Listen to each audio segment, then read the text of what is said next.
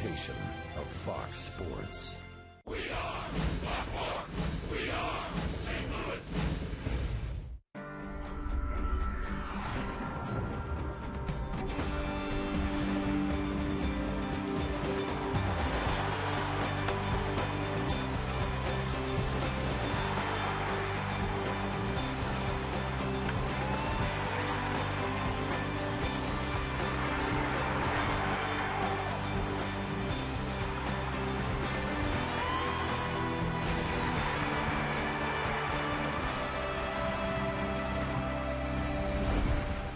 The Cardinals have split the first 4 games of the homestand. Plenty of work to be done as the Redbirds host the Rockies here on Saturday Night Baseball from Busch Stadium.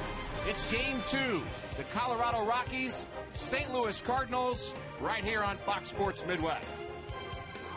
Welcome to the telecast. Rick Horton alongside Al Hrabosky. And Al, Cardinals did not start out very well in this homestand, but they've gotten very good starting pitching the last couple of nights. Starting pitching really sets the tone, and we've had that the last 2 nights as Carpenter defeated the Brewers. Last night it was Kyle Loesch. We hope that Jaime Garcia can do that tonight.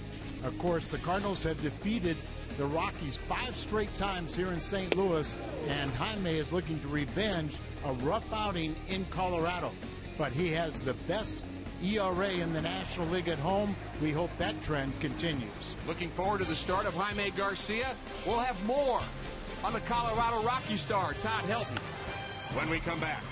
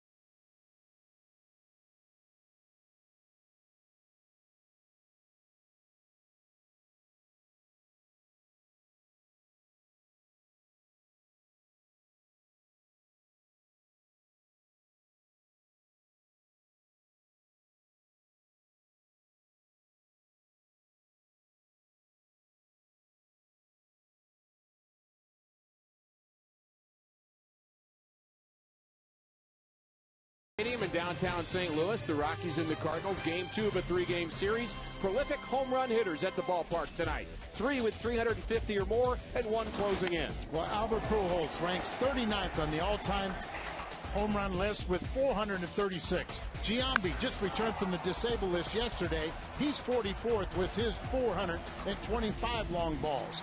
Lance Berkman, the newest member of the 350 club, 77th ranking with 355. That's high for a switch hitter. And soon to join this club, 85th on the all-time home run list is Todd Helton, 4 away from 350, the 5-time All-Star, 3-time Gold Glove winner, just an outstanding talent at first base. We have 4 big-time home run hitters, but we also have one of the game's best shortstops, Troy Tulowitzki. More on him after this.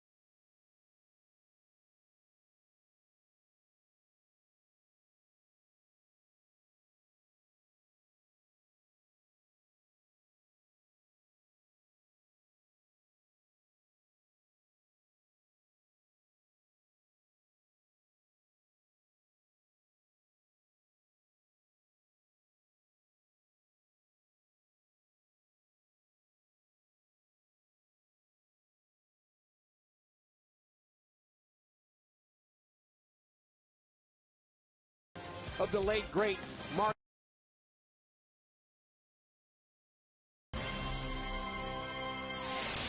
Marty Marion was known to a generation of St. Louis Cardinals fans as Mr. Shortstop. Marion disproved the theory that shortstops had to be little guys. He was nicknamed Slats for his thin build and Octopus for his long arms and extraordinary range. He was 6'2" and 170, big for shortstops back then. In fact, prior to his debut in 1940, there were just 3 shortstops in baseball history listed as taller than 6 feet. Fast forward to 2011. Of the 30 teams in baseball, 23 of the starting shortstops are 6 feet or taller. One of the biggest shortstops, Troy Tulowitzki, who also happens to be one of the best. Ground ball deep in the hole. Tough chance, Tulowitzki. He's got him! Tulowitzki has it all. He's one of the best fielders in the game, one of the best hitters in the game, and one of the best leaders in the game. He's passionate about baseball. Tulo reads books about Cal Ripken Jr., wears number 2 in honor of Derek Jeter, and Nomar Garciaparra was his favorite player. If Tulo had seen Marion play, he'd likely be a big fan of his work as well. He didn't make it to Cooperstown, but was regarded as the era's finest fielders at his position. If Gold Gloves had been awarded during his career, Marion would have earned several. Tulo is the reigning Gold Glove winner and Silver Slugger Award winner at short, and at just 26 years of age, he probably has a few more of each coming his way. Marty Marion was considered by many to be the glue of the great Cardinals teams of the 40s. His passion for baseball was unbridled. He loved the game with all his heart. Unfortunately, his heart gave out on him in March of this year at the age of 94. But Marion's grace and passion live on in Cardinal history and in the spirit of present-day players like Troy Tulowitzki.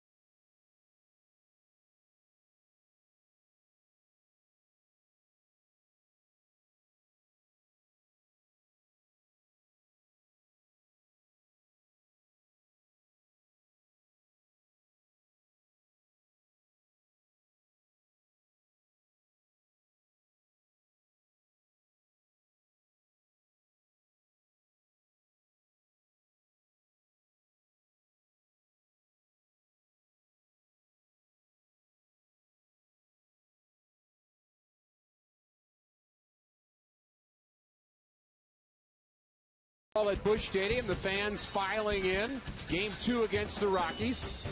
Jaime Garcia will be looking for his 11th victory. He's just about ready to go. Matt Holliday hoping to provide some offense. It's Cardinal baseball next.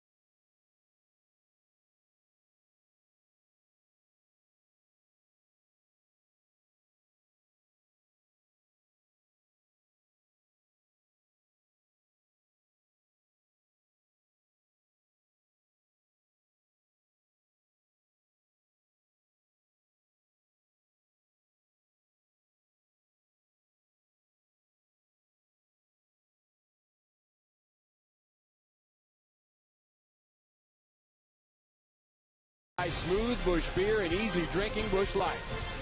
My Chevy, Sear Mid-America Chevy dealers. My Southwest Airlines new Rapid Rewards, unlimited reward seats and no blackout dates. By Dobbs Tire and Auto Center, #1 in quality tires and expert auto service.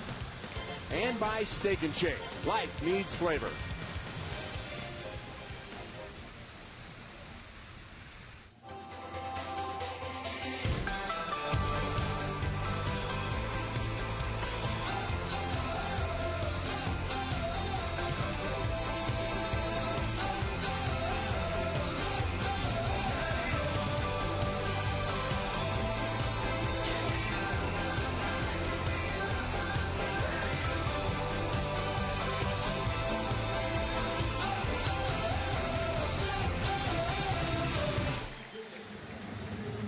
And we are ready to go. Cardinals have taken the field here at Busch Stadium. Beautiful summer evening. Game 2 of a 3-game series with the Rockies, and here is the Rockies batting order brought to you by Southwest Airlines. Eric Young, Dexter Fallow, and Carlos Gonzalez in the first inning. Tulowitzki, Helton, Alfonso, the catcher tonight, Ellis, Nelson, and the pitcher is Jason Hamill, and they will oppose Jaime Garcia. Revenge. The roughest game of his young career was at Colorado this year. Of course, he wants to return to his home dominance. He has the best home ERA in the National League, second best in the major leagues, and feed off the starter streak. We've really had 3 well-pitched games, the last 2 resulting in victories. But don't forget, Westbrook went 8 innings the other day, just didn't get the offensive support that the others received. But keep that going, because the starting pitcher set the tone for the game. Some clouds overhead here, but it's a beautiful night. The sun is also peeking through, and here is the Cardinals defense behind Jaime Garcia, looking for victory number 11. Holiday, Jay, and Berkman in the outfield from left to right. Nice to see all of them out there.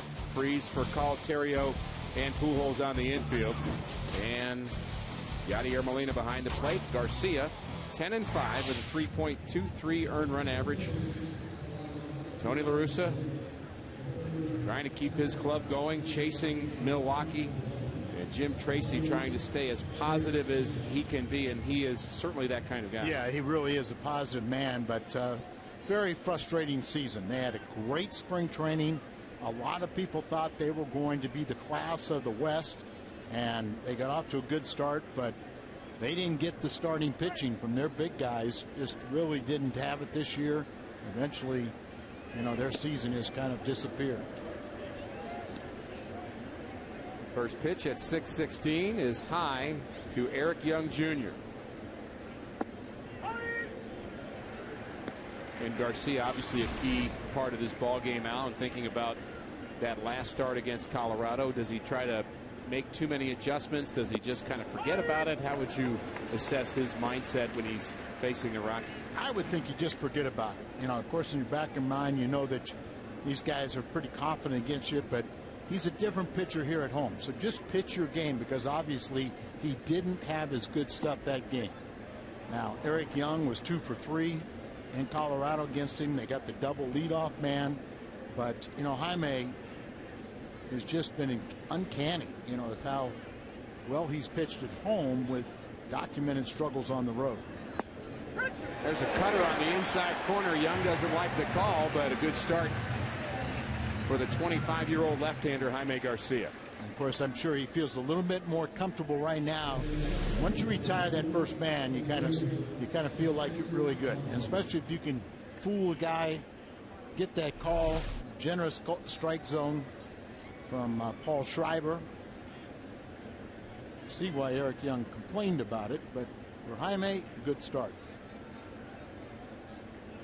Molina sets up outside, and Garcia hits his spot, kind of. A little more of the plate than he wanted. Dexter Fowler, the switch hitting center fielder. He was 0 for 5 in that game against Jaime.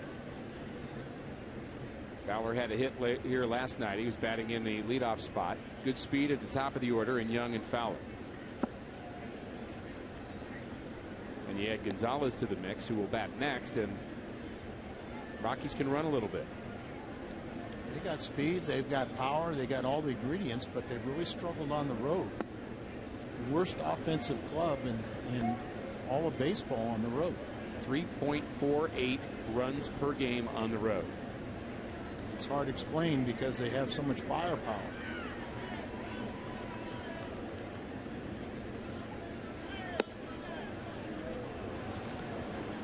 Now that one looked like a better pitch than the one to Eric Young, and produces a walk.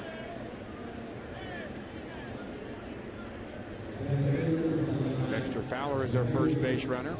He is 8 for 16. He has been caught 8 times. He has good speed, a little tentative on the bases, particularly with the stolen bases. And for guys that have seen him play regularly, they say he goes first to third as well as anybody, but on the stolen base he's just a little tentative and uncomfortable. And you do have to have you know, Vince Coleman had it, Lou Brock had it, you know, Ricky Henderson. You almost have to have an arrogance. That's the right word.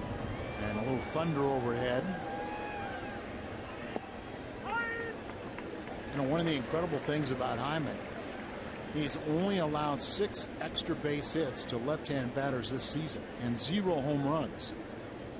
And Gonzalez has 2. He had 2 doubles against him, so he has 2 of those 6 extra base hits of all season long. Good young talent. Swing and a miss. Big swing there. And we saw the power of Carlos Gonzalez yesterday. 414-foot home run that came in the 4th inning off of Kyle Loesch. But other than that, Kyle Loesch was magnificent. Absolutely.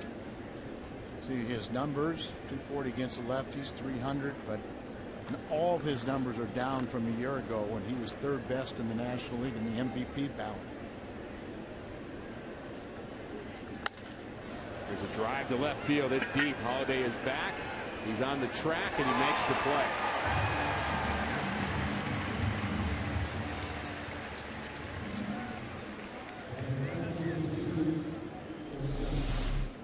I felt like the ballpark was going to hold this one. And you see how he backed up on that ball, and then he's got his momentum coming forward. But Fowler was almost at second base, so he never went back to tag up. Matt Holliday has really worked on his defense, and it's shown. There's no doubt. I mean, there was a time where a lot was said about Colby Rasmus needing to up his defense. Certainly a very gifted outfielder, and we wish him well in Toronto. But they started taking more early ground balls and fly balls and throwing more as a group, and Matt Holliday was right there with him. And I just think it helped him as much as it helped Colby maybe more. Well, no doubt about it. I think it's fair to say that he might have been a little bit of maybe below average when he showed up here, but under the tutelage of Dave McKay, he's made himself slightly better than average, but it's a big improvement out there in the field. And we're saying that as a better than average left fielder. And again, the assumption always is that your best arm's in right, your guy with the most range and speed is in center, and left field is typically your least gifted outfielder. So to be better than average in left field, we're not ready to give him a Gold Glove, but he's certainly improving. I tell you that Dave McKay at times talked about it and thought he should have at least been considered last year. Canadian Hall of Famer. It's not like the days when Greg Lazinski would play left field and face the left field line and was told he had everything in front of him. Maddox had everything. Don't even move to your left. Yeah, Maddox had everything behind him, and he had to cover, right center also. But he had the speed to do so. Such a dangerous hitter, Troy Tulowitzki. He has the ability to carry a team for weeks when he gets hot. You talked about his 40 RBIs in September and 15 home runs a year ago. And I love the story you talk about. He eats, sleeps, and drinks baseball. That's it. Trying to get him a hobby. Nothing wrong with being somebody committed to what their occupation and your favorite off time. Kickoff. And they get it. Caught stealing now for the 9th time is Dexter Fowler. Nice move by Garcia. For call when we come back.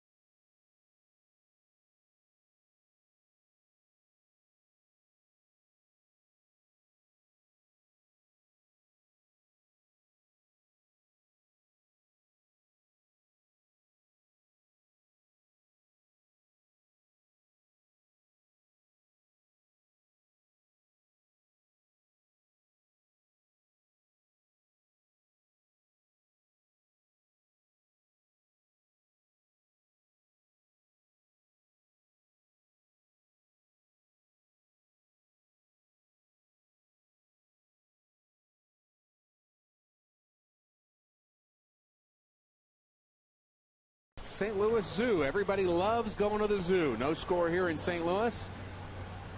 Can't tell you how many times I've been there. Many of Al's friends are there. Just tell them Al sent you. I live too. Between the bears and monkeys. Don't throw food at me. I've heard that. Steve Bircher, one of the mammal curators. Jerry McNeil, my buddy, who retired after 40+ years, is the curator of the reptile house. Great tours there, and boy, it's still #1 destination for Missouri, the Free St. Louis Zoo. Well, you know a lot of people, Al.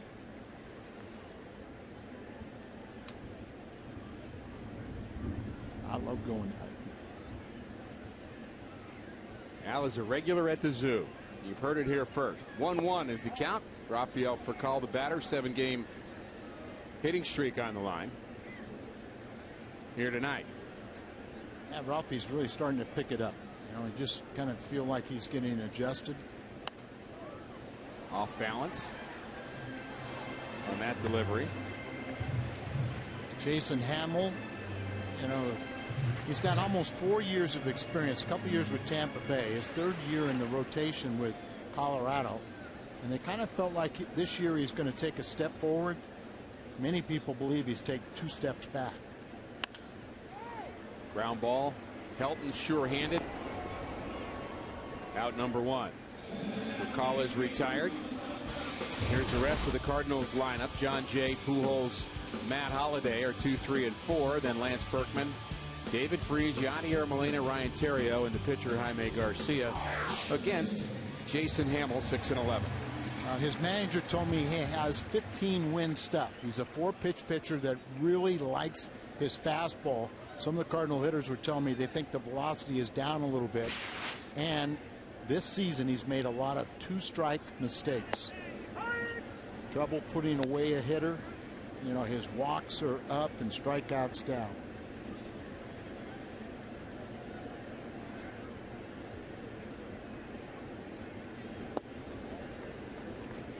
John Jay takes the 1-strike delivery low, and you think about the, well, pressure is the right word, but certainly expectations on Hamill, considering you've got the top 3 starters in your rotation either not healthy or not pitching well for the Rockies. They had Jimenez with an off year. Cook was on the disabled list, and then they also had the left-hander that wasn't able to play, De La Rosa, on the disabled list. So you're talking about just a big blow to a club, and now all of a sudden he becomes your 2 guy or your 3 guy, and maybe that's too much for him. Well, and that's a very good point, you know, but Jim Tracy, he's the one that told me he's got 15 win stuff, so they still believe in him, but they've been very disappointed.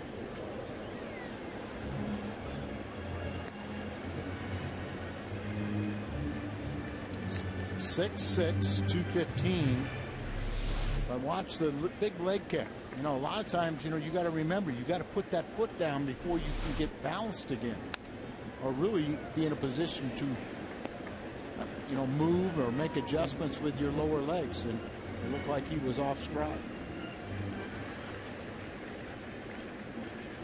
Every batter has a trigger. That's part of his. Fouls this one off. Think about the number of swings that a major league player takes in a week. Batting practice, the extra hitting. And they're trying to just get a repeatable swing that they just feel comfortable with and can come back to every night. There's a nice swing and a base hit for John Jay. Now, today's players would totally agree with you that they got to work, they work. But we kind of think when you work so long doing that, you pick up bad habits.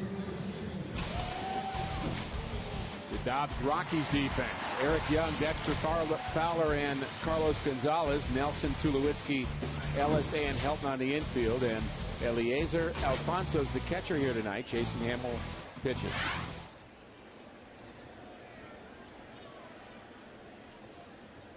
Milwaukee's already won today, 1-0 against Pittsburgh. Albert. 330, huh? Is that what he has to hit the rest of the way to go to 300? It's his career average. Shouldn't be hard.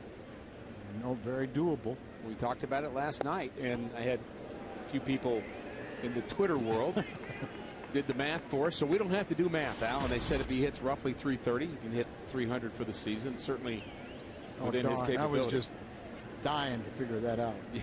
Right. You've been up all night, Al. I had the slide rule ready. What's the slide rule, Al? The 2-0 to Albert. Off balance swing way out in front. 2-1.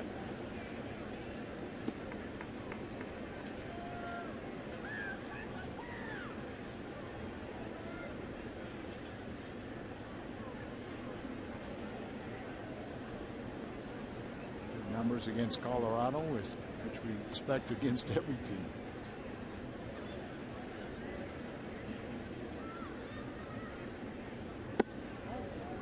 Trying to work him in. And really, that's how to get a hitter out, especially a power hitter. Matt Holliday bats next. You remember Kevin Mitchell?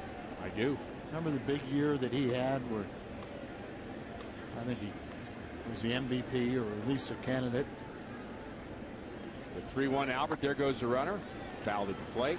Jay will come back. I went to Kevin and I said, what's the difference this year? And he said, 1, my knees are healthy, so I've got a solid foundation. 2, I'm standing right on top of the plate, defying pitchers to pitch me inside. If they can pitch me inside, they can get me out. But I'm banking that they're going to miss over the middle of the plate, and I'll get them. And I was describing this, and then Todd Worrell got an inside fastball called, and I said, this is what he's looking for, and this is what Todd can't do. I felt so bad. We had a 2-1 lead until that pitch. It was a 2-run home run. But, you know, Todd was such a nice guy. He never really felt comfortable going that far in. He's at the ballpark tonight. Yes, he is. I saw it. The 3-2. And we had a look at that Milwaukee final that you were talking about, Al. Cardinals begin play 4 games behind those Brewers. Cardinals with a couple of base runners. Trying to keep the positives going. I think that last outing, that last game against Milwaukee was a key ball game for this club, as it did not allow the Brewers to sweep them. I heard you talking about that, you know, in a gutsy performance by Carpenter. Remember, they got behind 2-0 the first inning, but then we had COL and Albert hit home runs to tie it up. Cardinals got another run later to win that ball game, and I really agree with you, you know, and everyone feels like, okay, the pressure's off. Now we start our little win streak. They've won 5 straight against Colorado here at home. They've got to just keep on applying the pressure, win your ball game, and everything else will take care of itself. And as Mike Shannon told you in the pregame show, the simplest way for the Cardinals to really think about it is pick up 1 win a week. That's it. You pick up a win a week, you've got enough time that when the season's over, you're in first place. Pick up 1 game a week in the standings. 1 game a week rather than 1 win.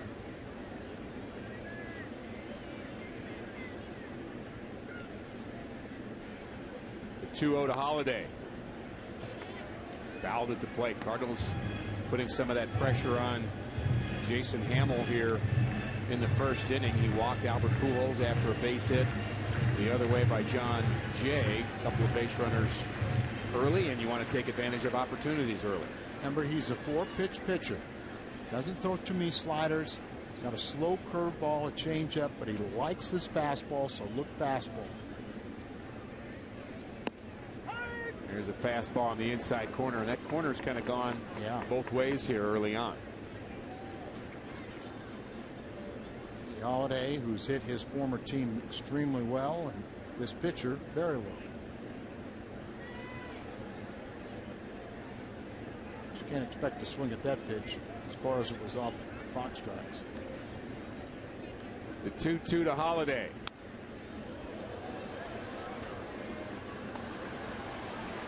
Another nice crowd here tonight. And they're applauding a fan who made a nice play on that foul ball, and they're going to go home and they're going to have the Matt Holliday foul ball display at their home. Another reason to come to the ballpark. You never know.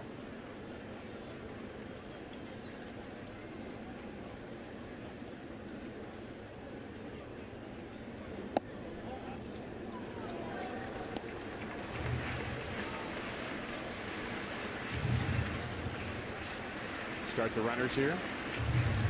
Why not?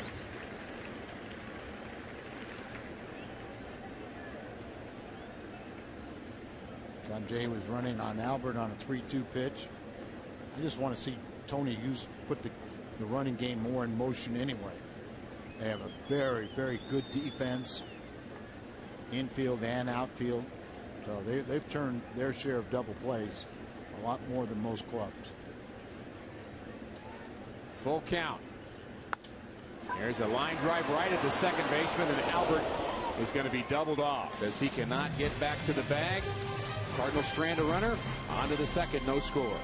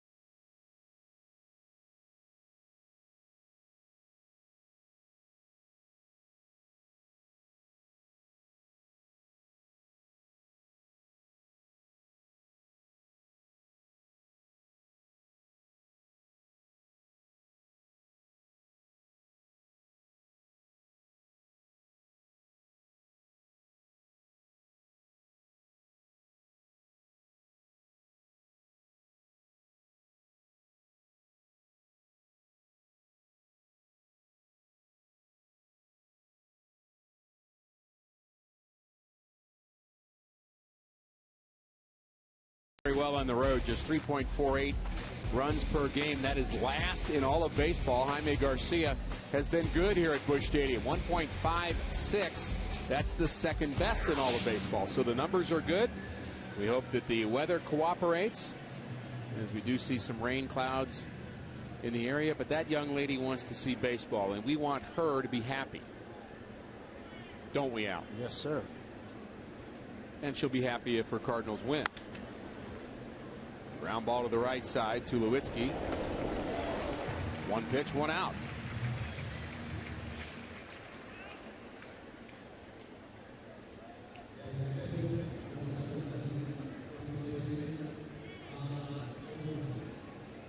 Dan Hyatt again with a nice job on that feature in our open about Troy Tulowitzki and Marty Marion, and talking about big shortstops and how the game has changed a little bit, but Marty Marion, one of the all-timers. You know, several years ago, I went to one of the first Player Choice Awards put out by the Alumni Association. And Reggie Jackson was the presenter, and Reggie was about as big. I mean, Stargell and Parker were a little bigger, yeah. but you know, he was as big a player as we had in my era. And he gave an award to A-Rod, and A-Rod just towered over him. Yeah. And that's when I really started realizing how big these guys are. Tough chance for Terrio. Brian Terrio's done a nice job at second base the last few days. He really has. He's played extremely well there, and you know, he's hit well against his pitchers, so he's gotten a shot at it. And watch, this ball wasn't just easy. One hit hard, but then it took a little tricky hop at the end. Comes up on him, but he's able to recover. And I guess Schumacher will be back, who was 1 for 1 against Hamill. He will be back in the lineup tomorrow, Tony says.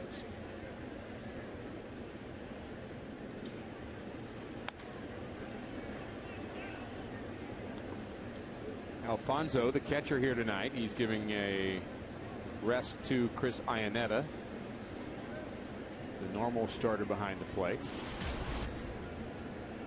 And I, for one, like it when Ionetta's not playing. He's hit the Cardinals well. There's a swing and a miss by Alfonso. Garcia looking pretty sharp here through an inning and 2/3.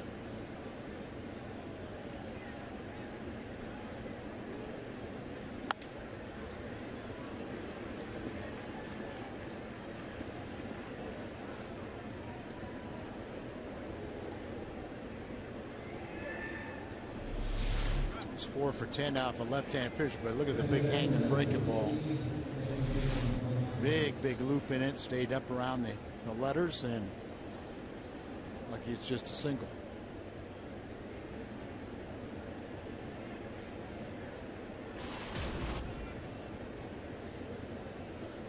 Markel was noted for his defense, came over from Oakland, and Oakland was glad to get rid of his $6 million contract.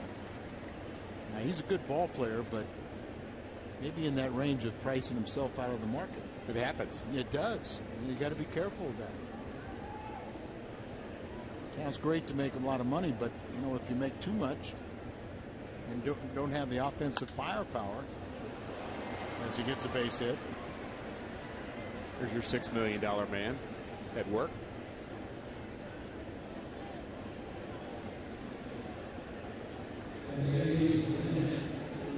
Finds a hole just to the left of David Freese, playing pretty close to the line there, Al. Well, of course, when you're going to have a left-handed pitcher that has a breaking ball like Jaime, the left side of the infield should get a lot of work. Those are a couple of well-struck balls that go through.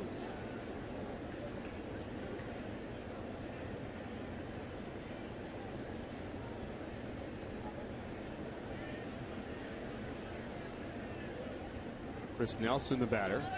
Former #1 draft pick, signed as a shortstop. We know he's not going to play there. And not here, he won't play there. No, exactly.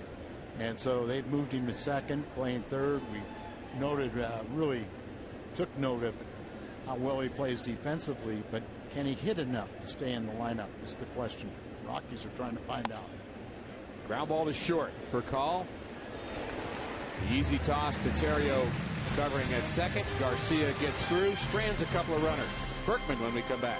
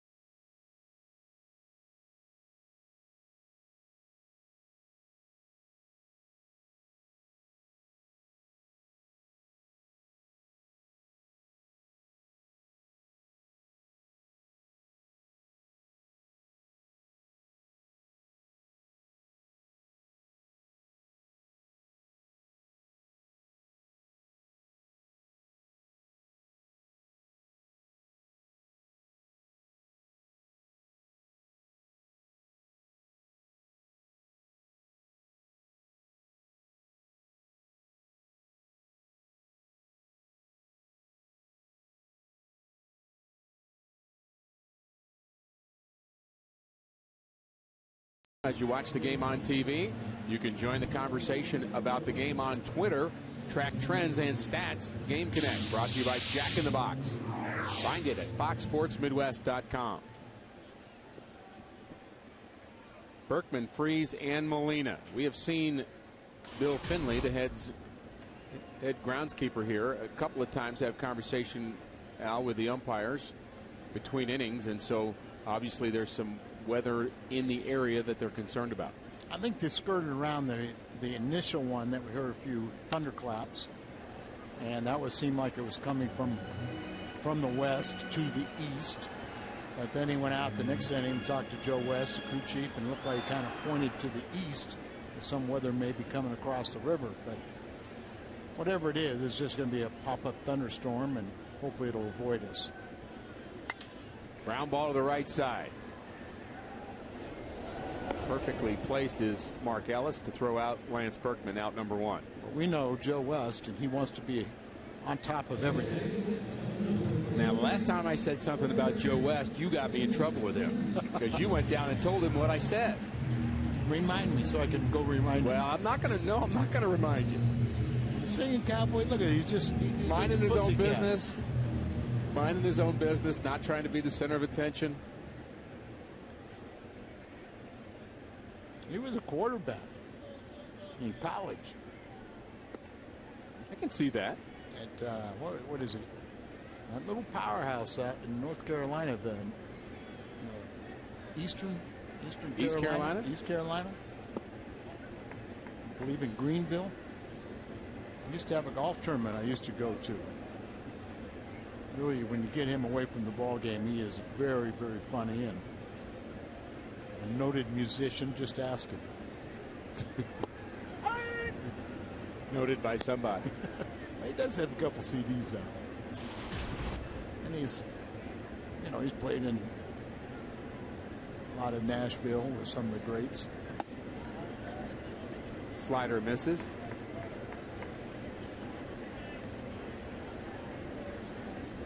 Speaking of stars, we're going to have Jim Hayes along with us in the 3rd inning. I hope I get a gift. I'm sure you will. You watch Hamill as he's 6'6", and watch the right leg. He'll start on the third base side, but then he'll kind of turn right to the middle. Almost loses contact with the rubber. And if you're going to hit ground balls to this infield, it could be a long night. Next time you want to watch a Cardinals game, head to StubHub, where you'll find the seats you want, the freedom to choose where you want to sit. StubHub is the official fan-to-fan ticket marketplace of the St. Louis Cardinals.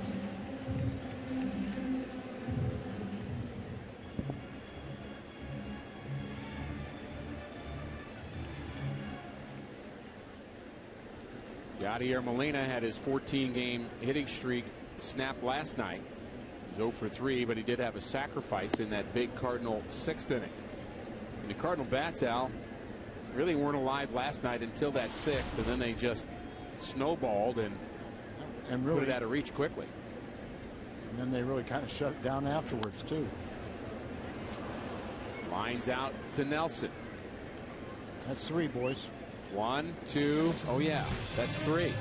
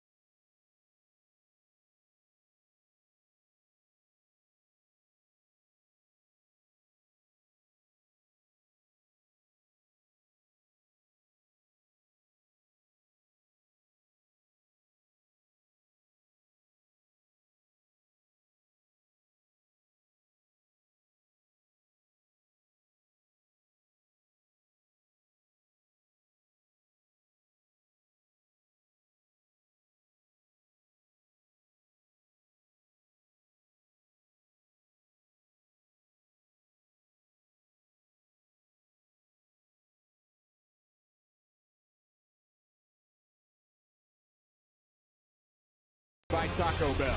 Right now offering $20 admission vouchers to Live Nation concerts. No score, top of the third. There's 3 hits in this ball game, Garcia and Jason Hamill.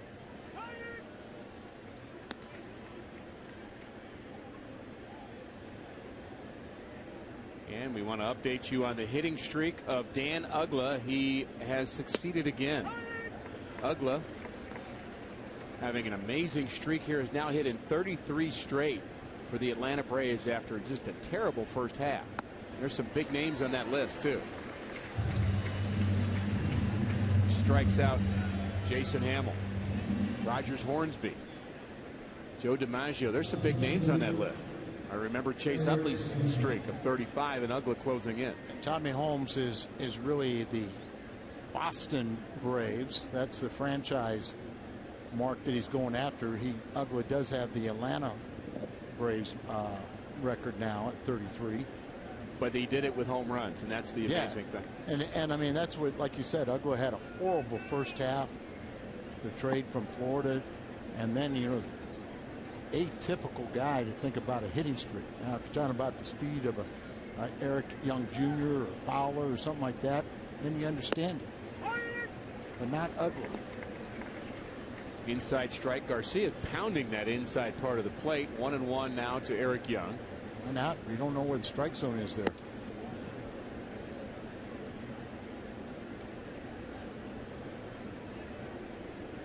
Garcia working quickly. Yeah, maybe one little difference we're seeing is a quicker pace. Fielders love that. But he was never really that slow. And we've talked about how well he has pitched here at home. And because we're at home, we are joined here in the booth, Al Raboski, Rick Horton, along with Jim Hayes here in the third. Always good to have Jim here. And there's a 1-out walk to a speedster. You don't want to do that. And maybe he's working too quickly. Slow down. Jim, good to have you here. That was so much fun on the pregame show where we all got to wear for a moment's time the most popular shirt in all of St. Louis. And Al, you're now wearing it. I can't believe it. And I'm the only one that was begging him for one and going to treat it with respect. Respect that the cat deserves. Tony was pretty disrespectful to him. I thought I'd get more love for those shirts, but thank you for wearing them. What did Tony do again? There's my shirt, which, you know, could barely fit around my biceps, as you can tell. And Al has it on now. And Al's the only one that is giving it its proper respect. Proper respect. That's 360 Gear. That's Tim Honzer's company, and they were kind enough to make those up. They made the Pujols one, the Yachty shirt. I guess that was next in line. Next in line. I can understand the cat. I can't think of anybody else. You look confused a little, Ricky. Holiday, Berkman. I can't. Who else? Yeah, maybe Berkman, or Holiday, Berkman, Carpenter, Wainwright. But no, your third is fine. About the back is really good. Look at that. The picture's not big enough. Is that awesome? Big circle here with a bullseye in the middle. No. This is. That's a blemish. Hey, I'm going to wear this with respect. I like this. This is the cat. Is he being sarcastic? I can't tell. This is Al's attempt at being nice. It's just hard to figure it out. I'm being serious. He is. We're just not used to it. I like it. 3-0 on Dexter Fowler. Great fabric. The fabric's great. The subjects of the photograph in this case, not that great. No. But these shirts are high quality. The ones with Yachty and Albert are nice. And the cat. Another walk to a speedster, and all of a sudden he's having a hard time throwing strikes, and Garcia maybe not happy with the strike zone. So Yachty goes out to talk to him, joined by Furcal here in a minute, who's pretending to need the rosin bag, but he doesn't really need the rosin bag. He does a real good job of knowing when to go out and counsel one of his pitchers. And sometimes, you got to do it with love, and other times you kind of a little kick in the rear. Every pitcher's different. Our pitcher here last night, you did a nice job with your shirt, by the way. It was Kyle Loesch, and you had some information from your conversation with Kyle about his arm slot. Yeah, 6 1/3 of a one-run ball from Kyle. Certainly a step up from where he had been, and he said Carp told him he was coming over the top too much and was losing some of his movement, so he dropped down his arm slot, and And he said he felt real comfortable and was able to be more aggressive. And he'll try to repeat that in his next start. Good breaking ball from Garcia. Maybe he's back on track now against Carlos Gonzalez. Have to be careful this part of the order. Gonzalez, then Tulowitzki, Helton. All three very dangerous hitters. Gonzalez at 280 with 17 home runs. Cardinals playing for a double play up the middle. Ground ball foul. You don't want to walk people in front of this part of the order. And this young man is having an off year. Last season, 336, 34 home runs, 117 RBIs, and 26 steals. Won not only the Gold Glove, but also the Silver Slugger Award for his position. 0-2. And this ball is hit hard to right center field. It is deep, and it is gone. It's gone. It looked like it might have been off the top of the wall, but the first base umpire signaling home run. A 3-run home run for Carlos Gonzalez. And he went out to get an off-speed pitch from Garcia and hit it in the same general area as his home run here last night. Saying now 3 extra base hits. Now look where this pitch out of way. Doesn't look like a bad pitch. Looks like he hits it right off the end of the bat, but it still carries and just has enough to reach the shrubbery and back on the field. But clearly a home run. But that is the first home run that Jaime has allowed a left-handed batter since Ryan Howard hit one last July 21st. Tulowitzki bounces it to Freese, bare hand. Nice play. Almost 800 at bats between home runs to a left-handed I never thought it had a chance to go off the bat. No, it just, I mean, especially when you saw how far that it hit it off the end of the bat. Had to reach for Good it. pitch, reach for it.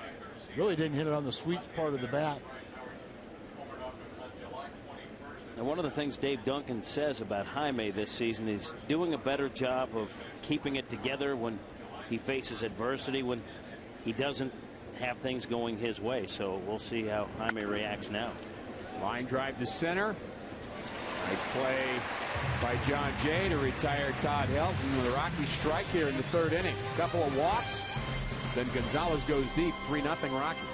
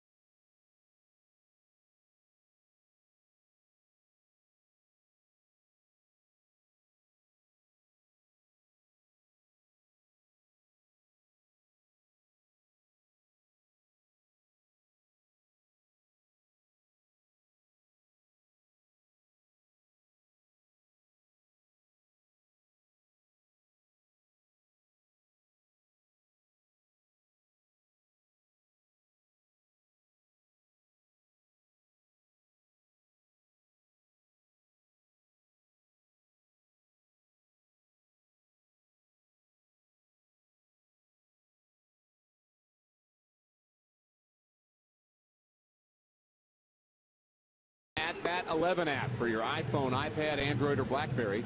Get live audio, pitch-by-pitch tracking, video highlights, and more. Text at bat to 31826 or visit Cardinals.com for details. Al Raboski, Rick Horton, along with Jim Hayes. Bottom of the 3rd inning in St. Louis. The Rockies jumped out on top here in the top of the 3rd inning, thanks to Carlos Gonzalez. There's a line drive to right.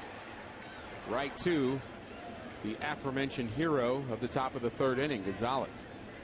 Out number 1. Well hit by Terrio. Well, Terrio's had a little success against this pitcher. And Jaime got to be kicking himself because that three-run home run followed 2 walks. I heard we have a correction on where Joe West went to college. I understand we had some responses that he went to Elon College. Which I believe is still in North Carolina, and then he was a big fan of Eastern. Boy, you rely on your Twitter followers quite a bit, Ricky. I sure do. Both of them. Oh, you have a big number. Yeah, but I don't have a shirt. Bouncer up the middle, tough play, and off balance, and how smooth is he? Tulowitzki throws out Jaime Garcia. Boy, he just has so much control of his body that you see several times. He's just, just using his upper body strength, throws from all different angles with accuracy. But boy, just don't. I mean, he is an outstanding defender. They say he should win a Gold Glove. And when you look at this overall defense for the Rockies, they know how to play some leather. They play defense very well. Second best in the National League. Speaking of people that know how to play, Peyton Manning at the ballpark today. He was in the Rockies clubhouse. I had a chance to see him there with the players, but you saw him in the Cardinals He spent a long time with Tony La Russa, and just watching the Cardinal players kind of gathering around outside, sheepishly asking for autographs. Kind of fun to watch those guys act like fans when they see a guy from another sport that has the stature of a Peyton Manning. Well, he's a guest of Todd Helton's, and of course weren't they the quarterbacks? Yep. Todd was a little behind. He was ahead of. He was the starter, maybe a little older. Of course, Archie, the dad of the Peyton family, patriot, big Cardinal fan. Red's gone hunting down there with him, and base hit to center for Rafael Furcal. He's 1 for 2. The Cardinals have some guys that could have been college quarterbacks. Matt Holliday was actually considered a better football prospect than baseball. Probably Wainwright. Mitchell Boggs. Speaking of Holliday, you had a chance to visit with him. Yeah, he's out there, but you get the sense he's just trying to do it for the ball club. He said a little improvement, still not great was his quote, but good enough to play. Talking about the back injury, it tweaked it the other day. He's out there, but you get the sense, he didn't say it, not quite 100%.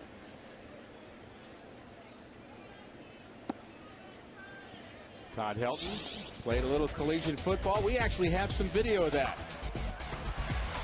Now, why don't you break down what happened there? A little wobbly pass. Talking with Peyton Manning. This is how you do it. By the way, I can hit too. Our guys in the truck are pretty good to have that at their disposal. That is amazing what they can do. Speaking of guys in the truck, Brad Woodall is here today. He's our TD. Don Lucy on vacation from Tom Mee. So he's been a welcome addition and doing a great job.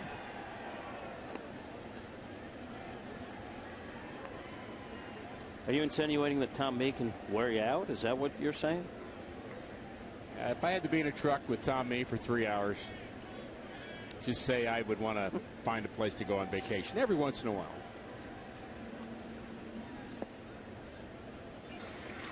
Of course, it's a real picnic to sit at the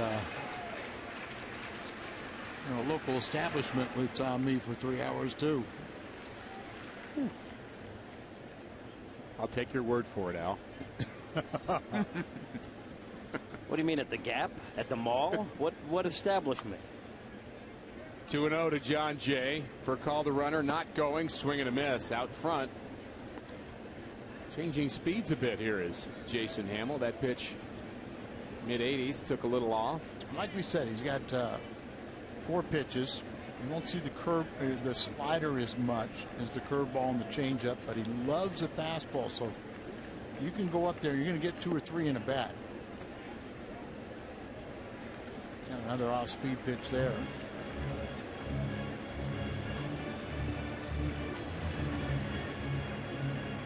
don't mind the 2-out bunt, Al, quite so much, and Jim, when you've got Albert and somebody like him on deck. Chance to score, but you know the old baseball rule is you don't bunt the 2 outs. Drive them in yourself. And there's an adage that says you shouldn't ground out to short either. Good to have you with us, Jim.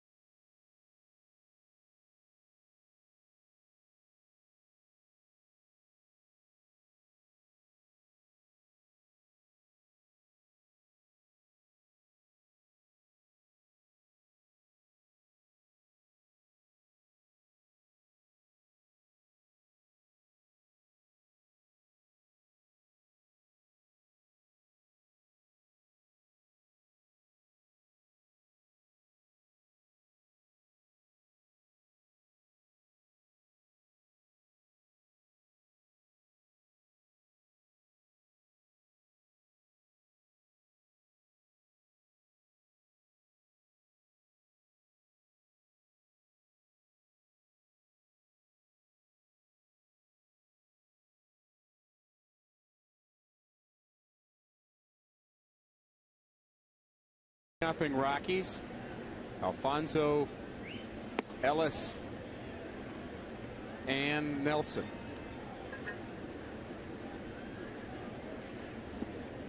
Alfonso Ellis was a basketball player, wasn't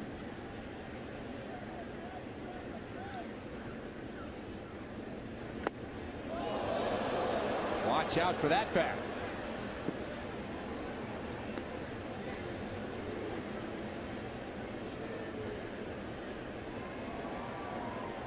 Nobody got hurt from there.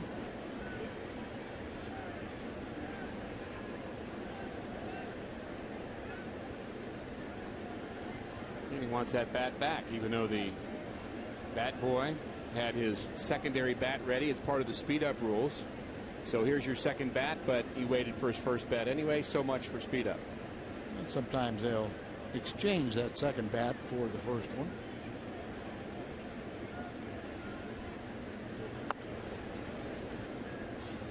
Notice for the first time this homestand now that the speed up rules are actually on the door to our broadcast booth area. There's a whole list of rules of things you're supposed to do. I've seen those. And first of all, why are they up there for us to read? I would think they'd be better down on the field.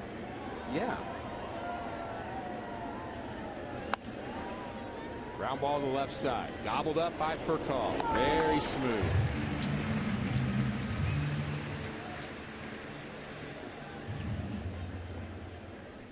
Friday, August 26th. Come early to collect a bobblehead featuring 1985 National League MVP Willie McGee. It's available to 25,000 fans of all ages, courtesy of Coca-Cola and Deerbergs. To ensure your tickets to this game, visit Cardinals.com. Say, Aggie's the sweetest. And once again, she brought Bobby Knight to his knees. He purchased those red roses for Aggie, who is so helpful to all of us. Sweetest lady on the face of the planet. Oh, yeah, right. Yeah. Never in a bad mood. She knows everybody. She was very thankful, Al, for all the kind words that you said about her the other night. Never. But she was too busy working that she didn't get to hear him live. She just had a lot of calls from her friends, and she is a treasure here at the ballpark.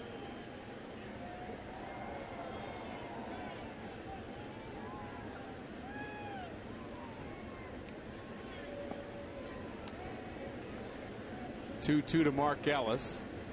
He singled in the second inning and was left stranded.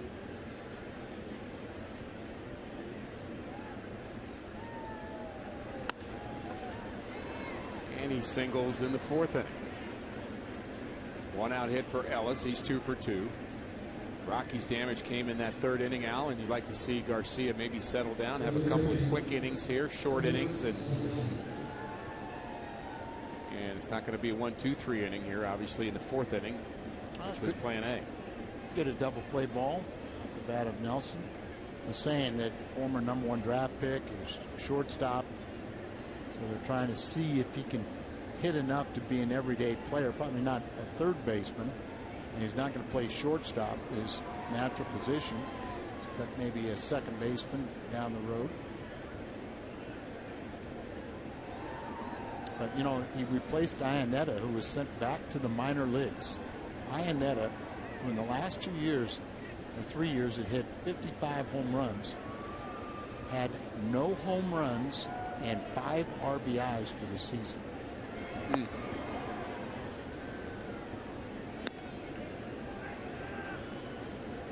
I mean, that's almost incomprehensible, isn't it? I would agree. Only 5 RBIs, no home runs. Sometimes you got to end up sac fly or something's good. A guy on third and hit the ball to the right side and get a few RBIs by mistake. Line drive to left. Holiday perfectly positioned.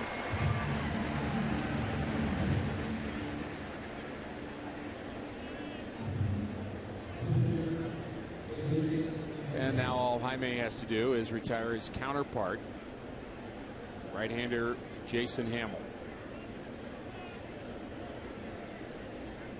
Big guys, so I mean, just don't lollipop one in there. He has hit a home run this year.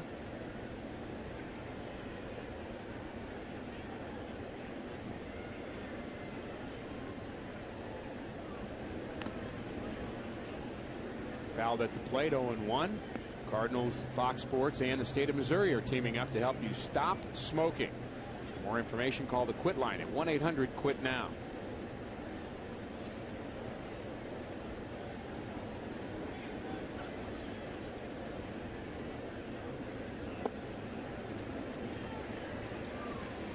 Garcia trying to make quick work of Jason Hamill. He struck him out in the third inning. I bet Keaton and Caleb Turner, they would love to see a strikeout right now on their 14th birthday. Happy birthday, guys. There's your present. That's the strikeout you've always wanted. Garcia strands a runner in the fourth. Cardinals with some work to do.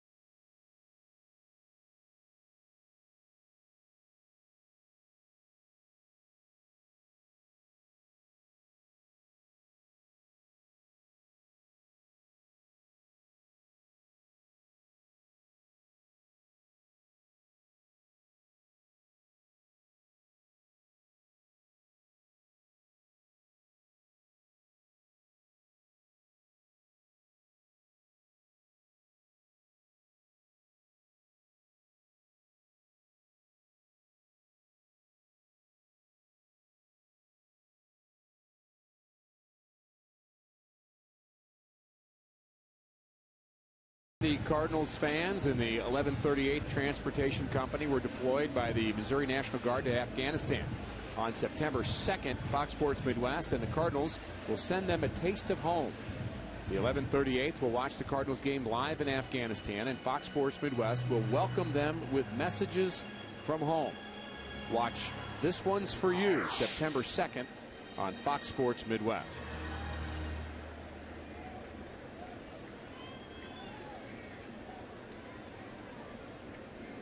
Middle of the lineup for the Cardinals here in the bottom of the fourth inning against Hamill.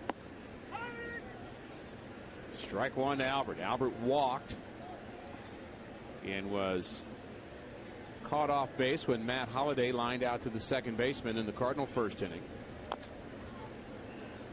And this one fouled at the plate.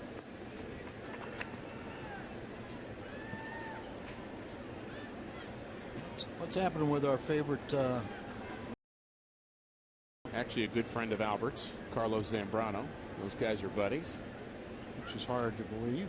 And he had, watch out. Well, that's going to be remembered by the Cardinal manager. I've seen that look before. But, you know, I mean, the first time up, they tried to work him up and in, and then the ball would just get away. But up there, it's easy for a hitter to get down, and a good pitch and jams him.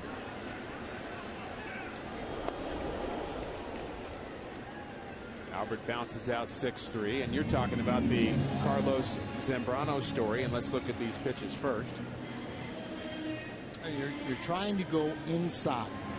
You know, all power hitters like to get their arms extended, but really the catcher set up in the middle. He just was showing a high signal, and that went up and in. But then now they come back inside and just jams it. Now there's no fluidity in that swing. They actually end up one-handed, and that's a pitcher trying to claim his part of the plate. Of course, we've seen this strike zone. Anything inside, you have no idea how it's going to be called. That one was called a strike. That one a ball. But you know, as a pitcher, you take advantage of that strike zone. Keep going there. Keep going there. That's where you should pitch big power guys anyway. Right there, perfect pitch. He's jammed the two Cardinal sluggers.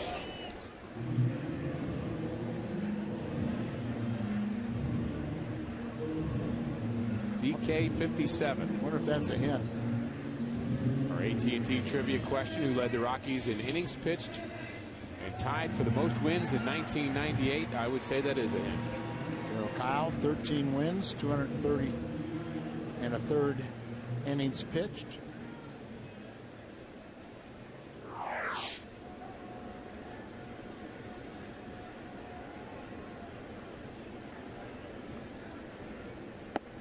Kyle started the very first game at the new Arizona ballpark.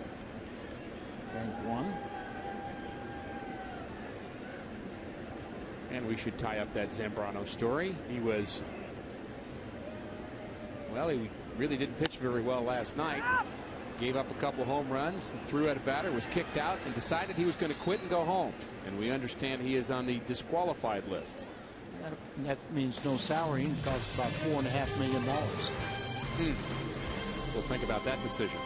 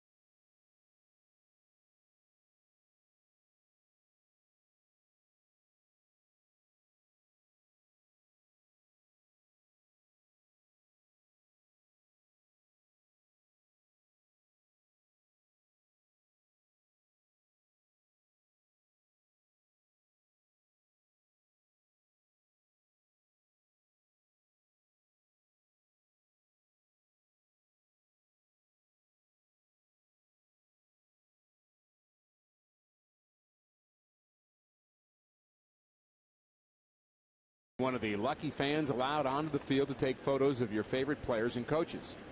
Field access is on a first-come, first-served basis. To ensure your front row seat to all the action, visit Cardinals.com for tickets. Beautiful clouds here. Almost looks like a painting, Al. It is beautiful. The only thing wrong is the score. Hard to see in this shot. See, pretty easy right there. Cardinals down 3-0.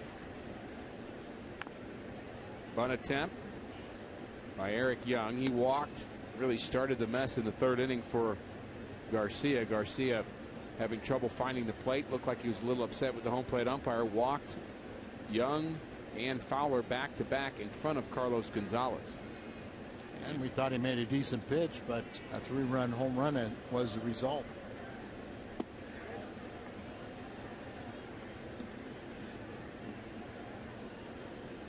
And of course, this is Eric Young Jr. His dad was an outstanding ball player and a real likable guy.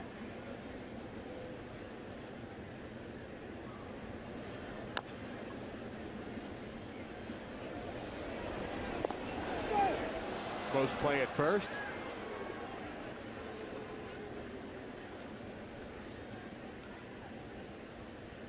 Perfectly placed, and that's what speed will do for you. That's a bunt here. And his dad hit a very famous home run, the very first game ever in Rockies history, or at the home ballpark. Brent Smith was the starter, and his dad a walk-off. Memory serves, that was maybe even 14 innings or something like that.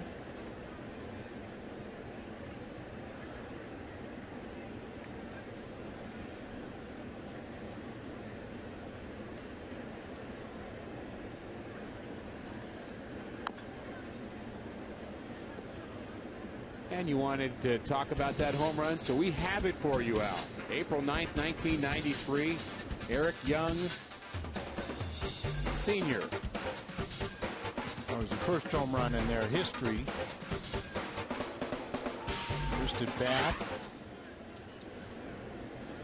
And, you know, the funny thing about it is for a couple decades, Major League Baseball resisted going to Colorado because they felt they would not draw.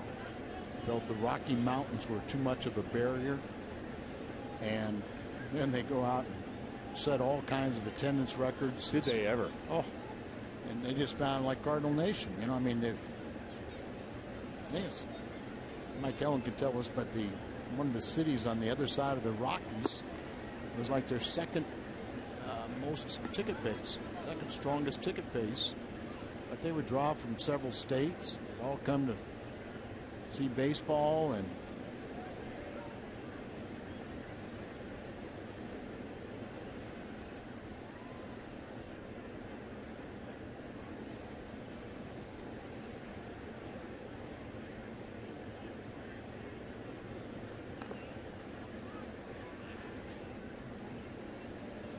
well, one of the other barriers to playing in Denver that we heard back in the day, and certainly been a very good franchise and fun franchise to watch them develop a little character. But one of the problems was the altitude issue.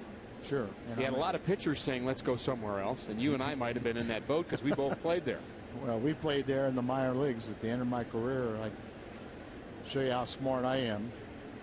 After 15 years, you know, Tony and Dave Duncan said, you know, hey, you. Ground ball to third. Nice play by David Freese. Went to spring training with the White Sox. He said, well, you know, if you could get back in shape, maybe you could go in the big leagues. And so would you go to AAA? I said, well, okay, I'll go down there. But I said, if I need to get in shape, can I start? That shows you how smart I am. And that was at Mile High Stadium in that thin air before the humidor. And then, of course, every time we had bad weather, maybe one of their prospects, they'd go, hey, Al, you want to start this game? Right. You know, it's snowing out. It's raining out. But I had fun. Were they the Denver Zephyrs at that time? No, they were the Bears. All right. I was the Denver Zephyr a few years later at the end of my career. And that's just not the place to go at the end of your career because it's hard to get somebody out You're there. a pitcher, yeah. It's hard enough. but you know what? It was good for me because I understood my career was over, and it was time to get on and you know, go on to something else. And I always looked at baseball providing me an opportunity or a stepping stone to what my vocation was going to be. And I was very lucky to get into broadcasting.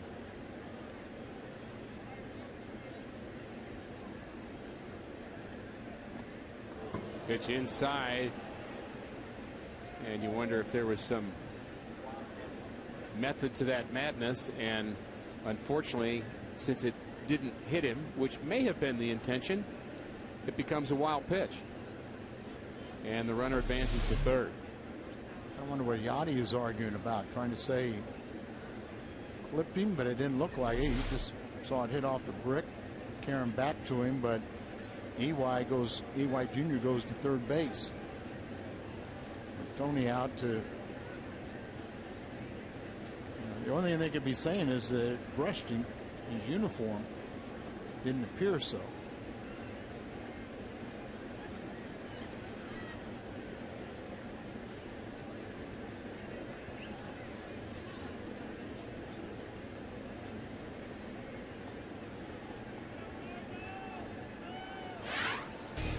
Some great hitters, and 4 different Rockies have won the Triple Crown, the team Triple Crown, including Cargo, who's at the plate, our Matt Holliday, Helton, Dante Bichette. Big numbers here. Oh, well, look at home runs, RBIs. Holliday and Bichette were in the pre-humidor, I would assume. Yeah. Especially Bichette. Curveball is a strike, and Carlos Gonzalez wasn't exactly digging in on that one. He didn't know his knees were buckling so bad. He was trying to maintain his balance.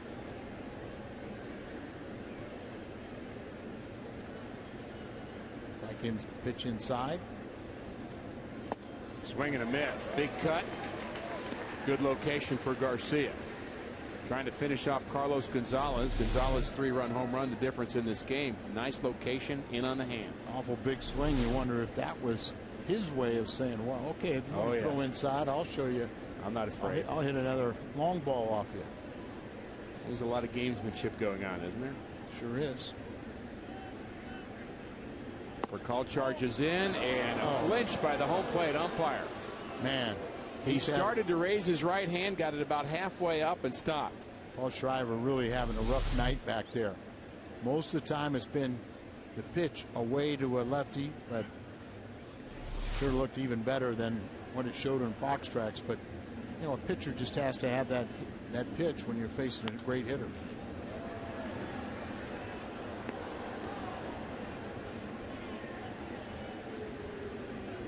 Could be a key spot for Garcia here. Already trailing 3-0, working in the 5th inning.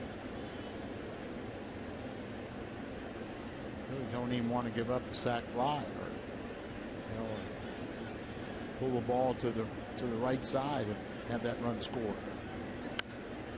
Jam shot over the head of Furcal, but Terrio backs him up, makes the play.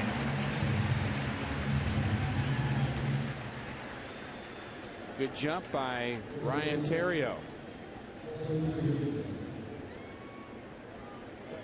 Get St. Louis's 2 favorite destinations for one great price with the Cardinals Six Flags double play combo.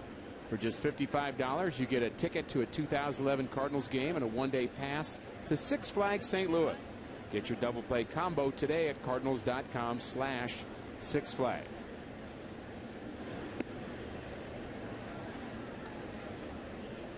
Cardinals not pitching to Troy Tulowitzki, and I don't blame him.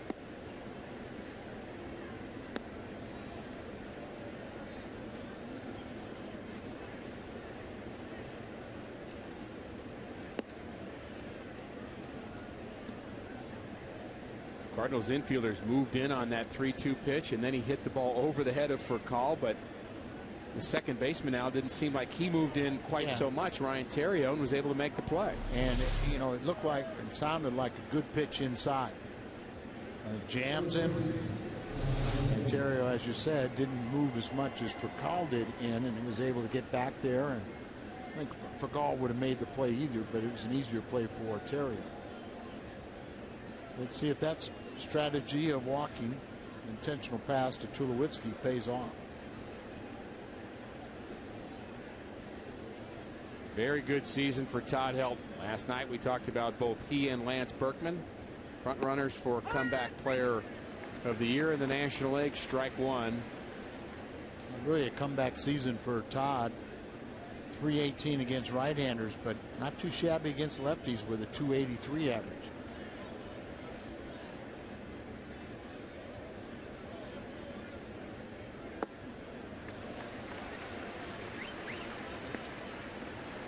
Helton batting with 2 runners in scoring position,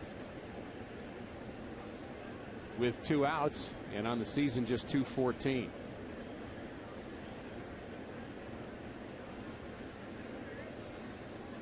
One runner in scoring position, rather, 2 runners aboard. Young, the runner at third, Tulowitzki at first. That pitch in the dirt, blocked by Molina. Couldn't get Helton to bite. It's one of those deals you really don't care what the numbers are. You just make sure you get them out this time.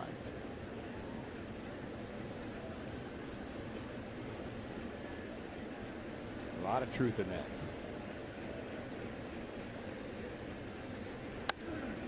Curveball is laced into the left field corner by Helton. It hung up a bit, and the Rockies are going to score at least one. And here comes Tulowitzki, and the Rockies now lead 5-0.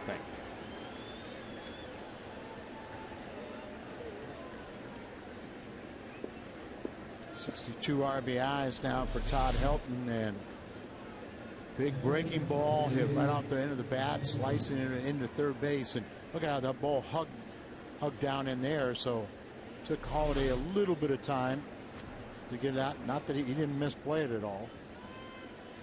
And a double, but 2 runners scored. Tulowitzki all the way from first. Not a horrible curveball, but one that kind of sat in the middle of the plate just a bit. And you know, that ball that starts up around the eyes or the shoulders, and it's going to end up a little bit higher than what you'd like.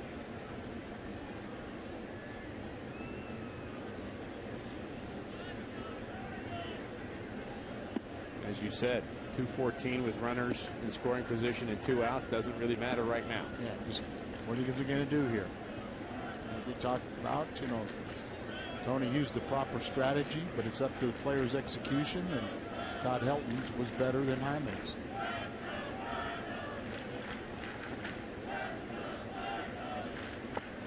All the numbers favored the Cardinals going into this game. The Redbirds with a better record, 9 games over 500.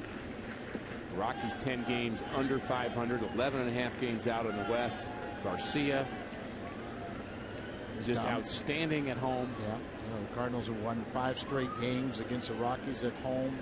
Rockies have not scored well on the road. Yeah, they're worst in all of baseball, and you know, runs scored on the road. And you throw all those numbers, including Jason Hamill struggling of late, you throw all that into a pot, and you've got a 5-0 Rockies lead. Time to recover. Certainly is. Ball hit hard to center field. 3-0 pitch. Thank you very much. David Freese leads it off for the Redbirds.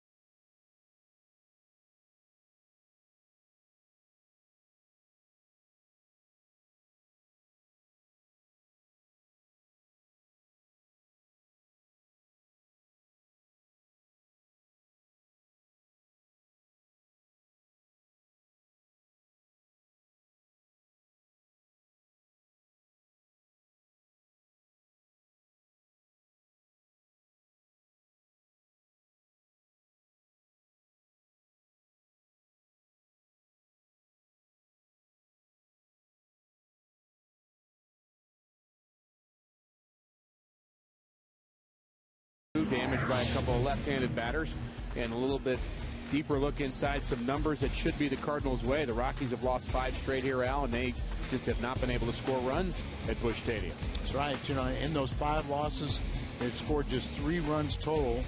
1 run thanks to a wild pitch, and 2 solo home runs, and that's it. But tonight, a different story. And of course, this starter Hamill, since the All-Star break in 5 starts, at an ERA of 9. He was pitching a great game. Only 2 hits allowed. A lot of ground balls, and they have that great defense to make you look good if you get a ground balls. High strike to David Freese. Boy, another pitch that looks like it should have been called a strike. Is not.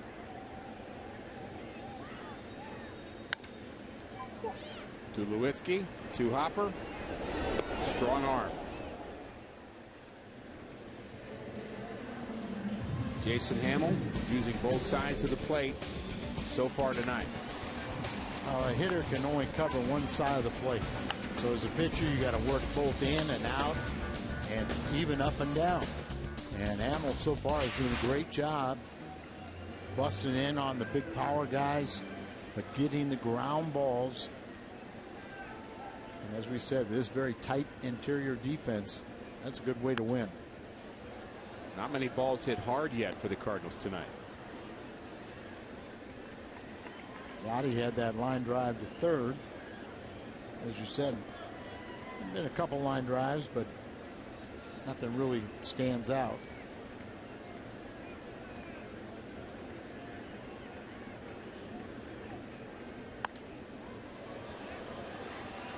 This pop-up will get out of play. We have a nice crowd here and expect a nice crowd again tomorrow for the finale of this series. Today is Christian Day at the ballpark. 21st year that we've had this event here. Adam Wainwright will be speaking immediately following the game, along with a number of his Cardinal teammates. Albert Pujols, Lance Berkman, Kyle McClellan, Matt Holliday will all stay, and we're going to hear from Seth Smith, one of the Rockies as well, and a short program following our game here tonight. And we've always had a good crowd for Christian Day over the year. 21 years. And I asked you how many other ball clubs. You said a few other, but not everyone in baseball yet. Not everyone does it. It's a great chance for churches to come out and folks to come out and hear from the players after the game. Had Kurt Warner speak here, Mike Singletary, Tony Dungy was here last year, and this year it'll be Adam Wainwright. And he gave us quite a lot of information about you and Tony last night.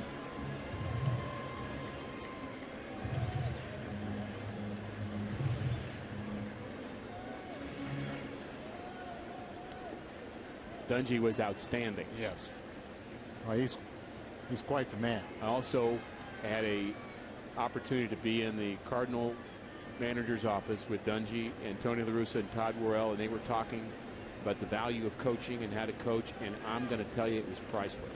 Not only with the message he delivered to the 10,000 fans that stayed afterwards, he also spoke to some local area coaches involved with the Fellowship of Christian Athletes, but that little moment that he had with Tony was just priceless to be a part of. Well, Tony, that's why one of the reasons why he loves to talk to other coaches, to just find any kind of edge. And Tony Dungy is a man's man. Tony loves coaches and loves military, generals and leaders. He also loves wins, Al. Yeah. And he's in danger here. Saw General Hagenbeck's son. Last time I knew her, last year was a captain in the Army. He might be promoted to a major by now, but Hagenbeck's great Cardinal fans. Had the honor of going to General Hagenbeck's retirement party last year.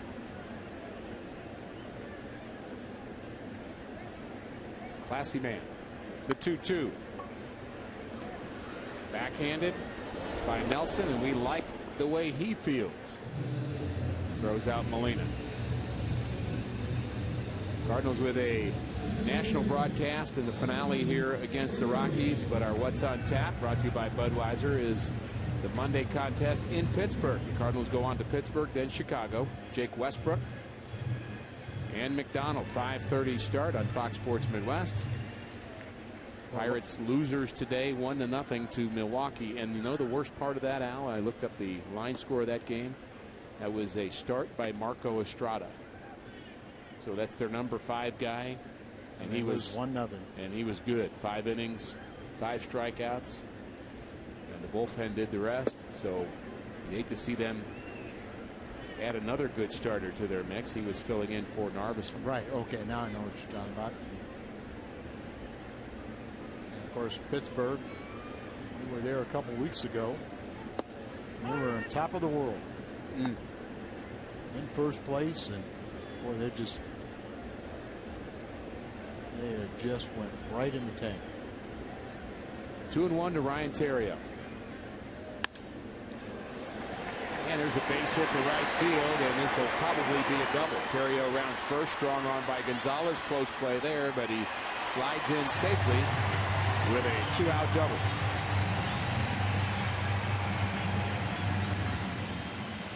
I've seen a lot of Nissan drives of the game before, but you know what? This was one of them, Al.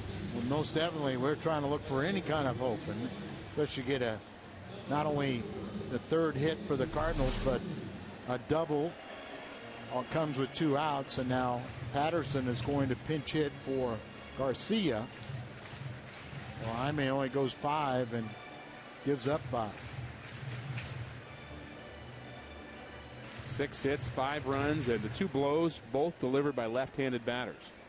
A 3-run home run by Carlos Gonzalez in the 3rd inning, and a 2-out, 2-run double for Todd Helton in the 5th. We're talking about coming in today when he had 6 extra base hits against left-handed pitching for the season. Well, the numbers just didn't add up today, did they? No. First home run by a left-handed batter in almost 800 at bats.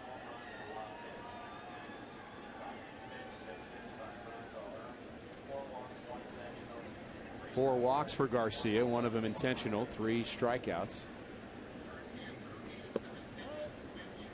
87 pitches, 50 strikes for Jaime, who is in danger of losing his 6th ball game if the Cardinals don't find a way to come back.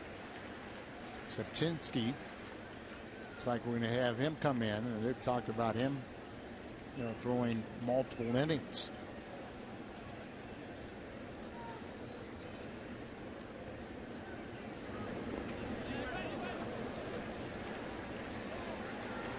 Patterson swings at it, says the home plate umpire. The ball gets away from the catcher, Alfonso, and Theriot advances to 3rd. Patterson with an opportunity to get the Cardinals on the board here. They haven't scored through 4, just 3 hits. They've only left 2 runners. And there's been 1 double play. That was a line out by Matt Holliday in the 1st. You got to hope is get on the board and then just peck away. Shut down the Rockies and then just start picking up runs here and there. Pecking away being the theme not only for this game here, but for the season for the Cardinals. That's exactly what they need to do over the next 6 weeks. Game a week. Right. Pick up a game in the standings over Milwaukee. You do it once a week, you got enough time to overtake them.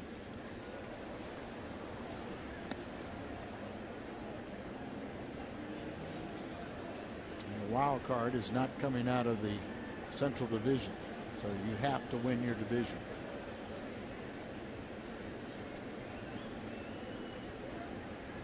This year, Patterson's hit .308 with 2 outs and runners in scoring position.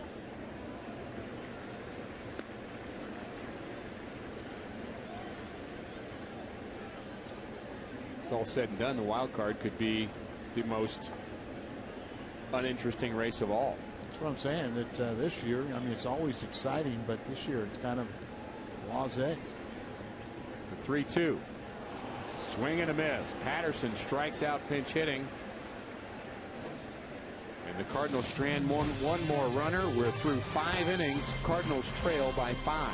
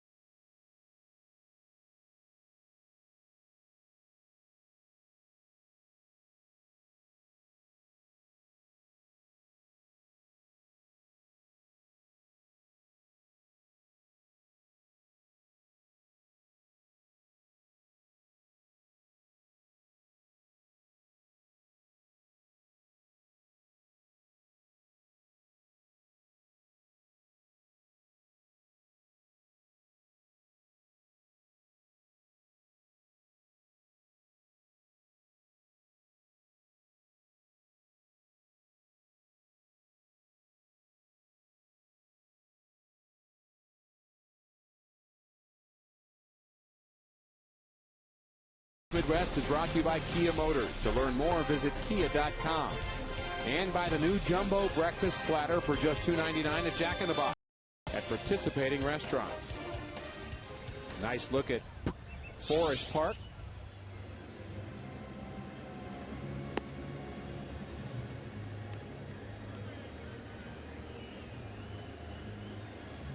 Top of the 6th inning.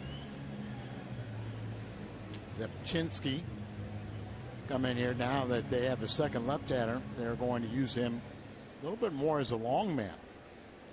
He's had two and a third inning stints appearances this year. Of course, his debut, he was outstanding, pitching 2 innings and striking out 4.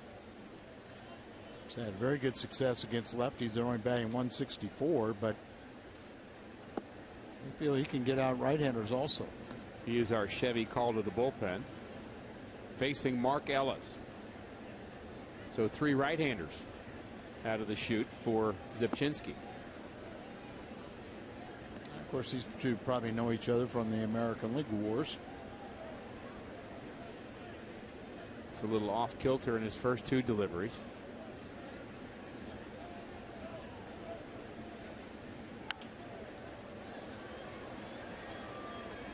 He slings the ball a little bit, yes, doesn't he? Very much so.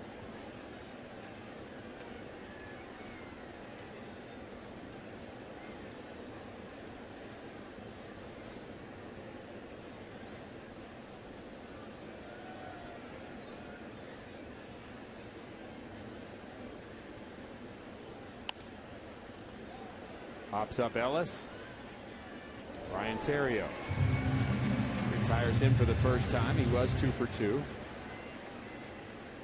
And a good start for the Cardinal bullpen. And they're going to need to be good to keep this game close. 5 runs, most of the damage done on 2 pitches. And again, you go back to that back-to-back walk situation for Garcia in the 3rd, and that's the one that's going to have him shaking his head all week.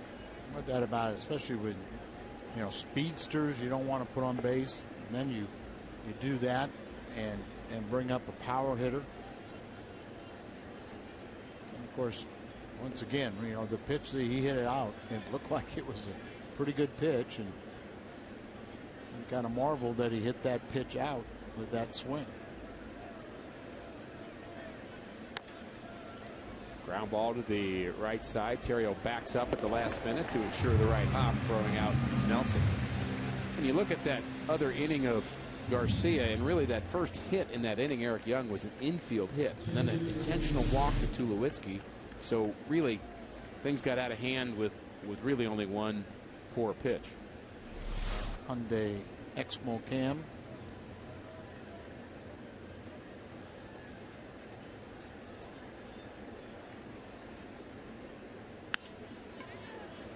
Fly ball to right. Berkman on the run. Can't get to it. And he blocks it at least and has it go back towards the infield. He's all smiles. That's good to see. You worry about Lance Berkman when he dives. You just don't want him to get hurt. I remember he injured his wrist earlier in the season. This one right off the end of the bat, so it didn't carry to him. Good effort, and does a good job to keep it in front of it. Threw it back towards the infield. Watch that wrist.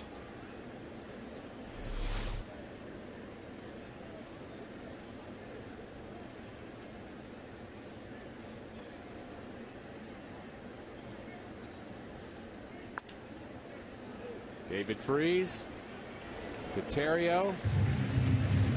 That'll retire the Rockies here in the 6th inning. Top of the order for the Redbirds in the bottom of the 6th.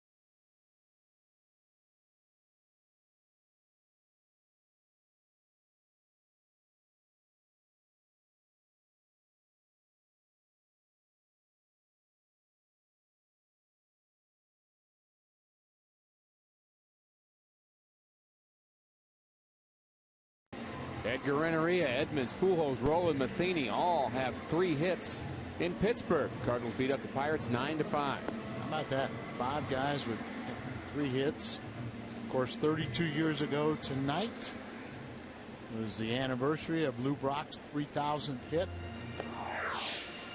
You know, that was one of the things I was really disappointed that I'd gone to Kansas City and wasn't a teammate of Lou when he got 3,000 hit. Those are moments you don't forget. Yeah, you know what I mean? When you get to see him happen, you're a part of him. Have to see so many of his stolen bases, a lot of his hits, but you know, the great Lou Brock, Dennis Lamp had knocked him down, and he was as tough as nails. And Lou just got up and just smoked the ball right back off the middle off Dennis Lamp for this 3,000th hit. I don't know who it was. It might have been McCarver, but when Lou broke the stolen base record, the National League record, 100, you know, was a Major League record at the time, but 118. You know, and Lou did it at the age, I believe, of 34. And Timmy kind of made the analogy that it was like a 10-year-old thoroughbred winning the Kentucky Derby. Yeah. And how much Gene Gieselman had worked on those legs and how tough Lou was to take that pounding night after night of sliding feet first, sliding very late into the bag.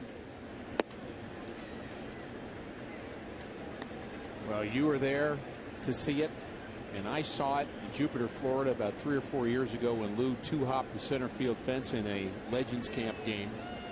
I'm not sure of his age at the time, but he has done an incredible job of keeping himself in good shape. He was at the ballpark here last night as part of the Joplin Relief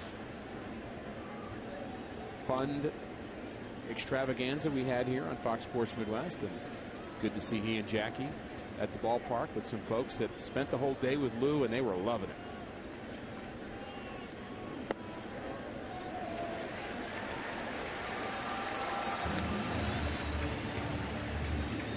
Maybe this is the inning. Cardinals will break it loose.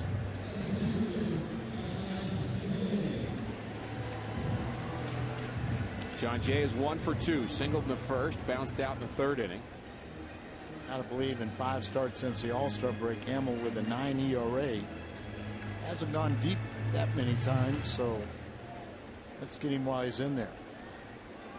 Remember, Houston Street, their closer, went on the disabled list, but Betancourt is now closing, and if he was anything like he was as a setup man, they feel very confident he'll get the job done. As George Hendrick used to say, their bullpen can be had. Well, it's just about everybody's ball club. You know, their long relief or those first guys, you know, if you knock out the starter quick enough and get to the first level of relief corps, usually is, you know, very vulnerable. Cardinals don't need to pick up all 5 here in the 6th inning, but with the top of the order, leadoff walk, Jay, and then Pujols and Holiday, Berkman, you'd be disappointed if they don't pick up a couple. I'd be happy with 2, Al. How about you? One more. All right. Hard to make you happy sometime. What if we get a 2-run home run by John Jay? You're going to stop right there? No, I'm going to adjust. Oh, very good. That's a very good answer. That's how this game works, isn't it? You get greedy. John Jay could do just that. He's hit 7 home runs on the season, 29 RBIs, occasional power. Occasional power. We were talking about it the other day. Those 7 home runs kind of sneak up on you. But you make a mistake in his wheelhouse, he can burden you. 2-1. Recall the runner at first base, and on the grass at third is Nelson. Good swing. He fouls it back. That was a pitch he could handle. Maybe that was his wheelhouse. He just missed a little bit away.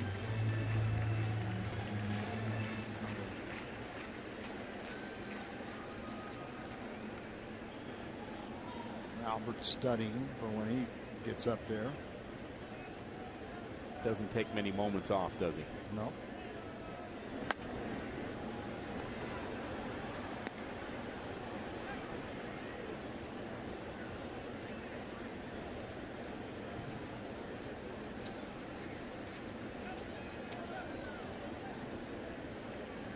Rams are ahead of the Colts 17-3. Al, how about that? I know that. Following that a little bit. Ground ball to second base. To Tulowitzki for 1. On to first. Double play.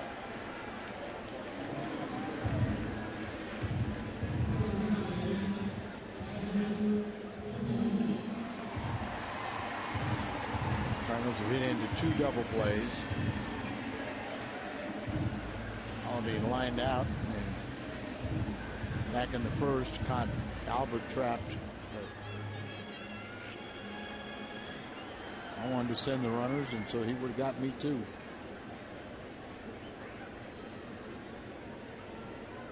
Albert now bats with nobody on 2 outs. He pops the first pitch up. And it gets out of play. And the gentleman tries to catch that ball and realizes that a foul ball that high in the air hurts when it comes down.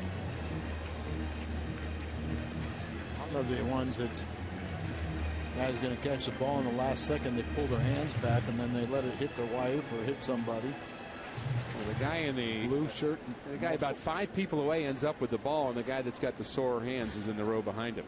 It's okay. He's smiling though. That's good. Didn't have Cardinal red on.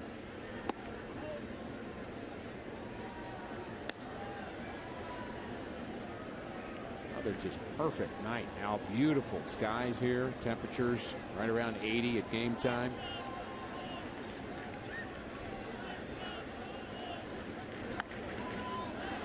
Again, he jams Albert. Beg to differ. I would agree with everything you say but the score. Yeah, well, I hear you. I'm not too happy. Adjusting. I'm trying to adjust, Al. Well, I'm being hopeful that the Cardinals are going to figure out Jason Hamill before it's over, and perhaps their bullpen. And they certainly have the firepower to do it. We saw it here last night. The Cardinals scored 5 runs in the 6th last night. One of the waitresses got the foul ball and gave it to that young man. And fly ball to right. Cargo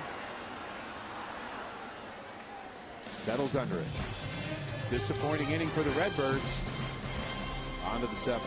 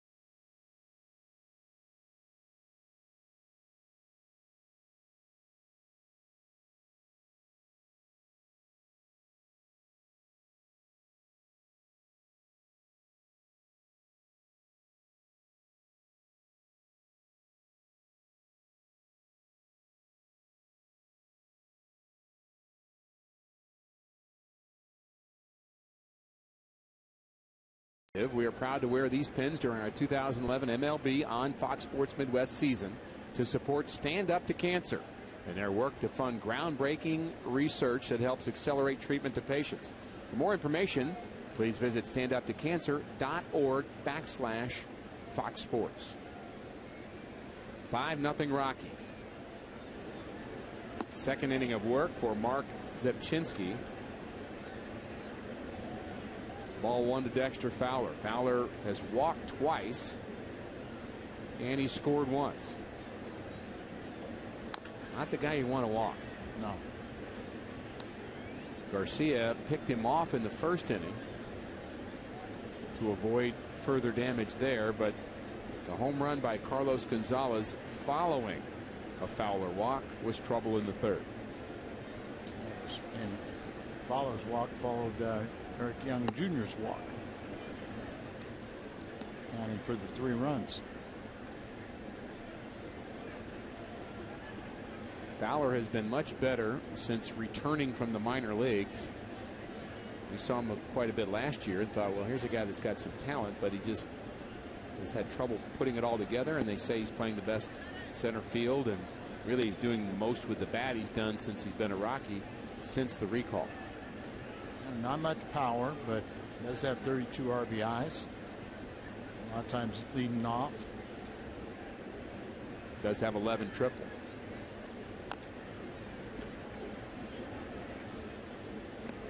.288 against left-handed pitching. .265. Did very well. That talking about those 32 RBIs. Hitting .377 with runners in scoring position. And he's hit .365 in his last 24 games. And he's a strikeout victim. to start the 7th.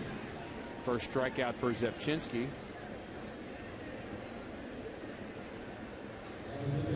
Look at his last name. They go, how do you get that name out of that? It's not bad when you remember to forget about the R. It helps. Zepchinski. Simple.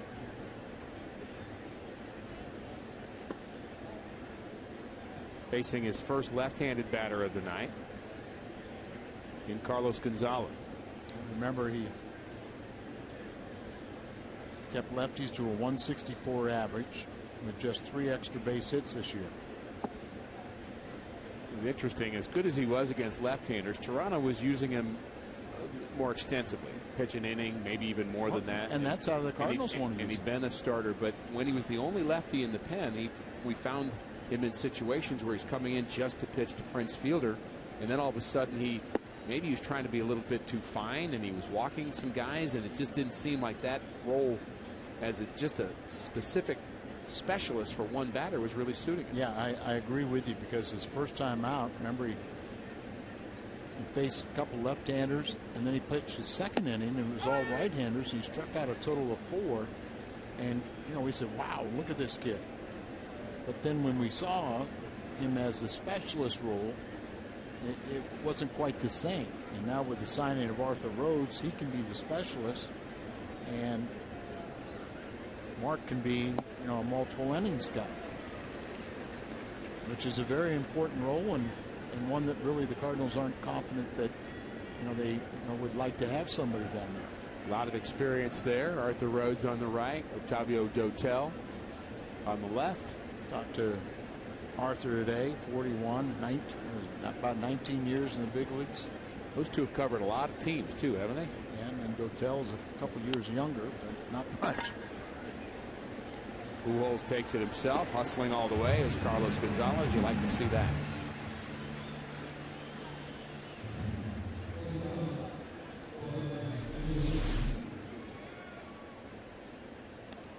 Our Fox Mode delivery of Zepchinski. Just eliminate the R. There's the H too. Chin. That's the other Z. Okay.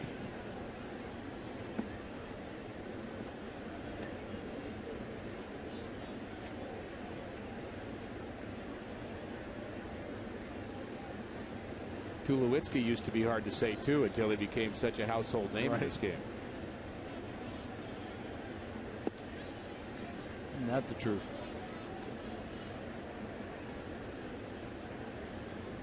Is there a major league shortstop?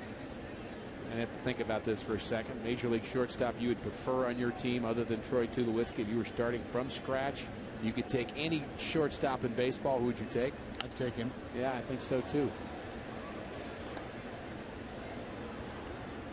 Reyes has got the problems with the legs, but this guy gives you the whole package: fielding and power. Yeah, he kind of really kind of hides the ball, and it comes way out from the side and kind of slings it up there. Makes it a little deceptive. Slings up a changeup. And there are a lot of left-handers, and he's not one, but he's got the combination of both. But there's a lot of left-handers, and they usually make them starters that really have better success against right-handed batters than lefties. And his success wasn't bad in Toronto against right-handers either. His numbers were just flat out good. Obviously a key part of that deal. The Cardinals gave up Colby Rasmus. They got Edwin Jackson as well to replenish their starters. They could move Kyle McClellan to the bullpen, but Zepchinski, I think, really answered a need. No doubt about it. He didn't have confidence in anybody really from the left side. Trevor Miller has been so good, was having an off season.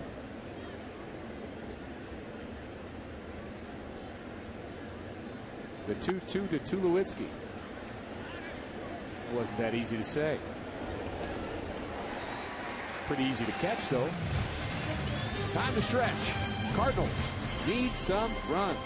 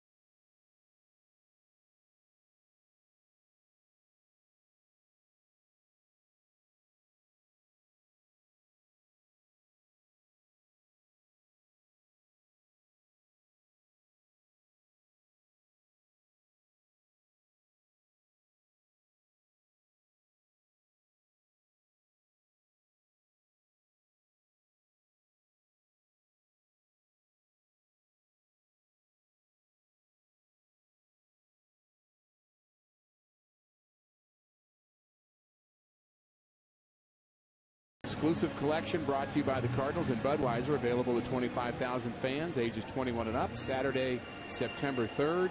For tickets, visit Cardinals.com. I'm sure Tom Pagnozzi will be here at the ballpark that night to get his Budweiser Stein. I was told he came in for Christian Family Day. Well, everyone's welcome, right? Everybody's welcome. All inclusive. Just had the guys look up. In 14 games, Kobe Rasmus is batting .218 with 1 home run and 5 RBIs. And almost three weeks ago was the trade. Holiday fouls it back. And we like it when former Cardinals are here at the ballpark. Mentioned Todd Wells here. Pat Perry and Lou Brock last night. We saw them yesterday. At least Pat Perry. We see you almost every day. Look forward when Willie McGee comes in for his bobblehead. I believe Vince Coleman's coming with him. Can make sure he gets here.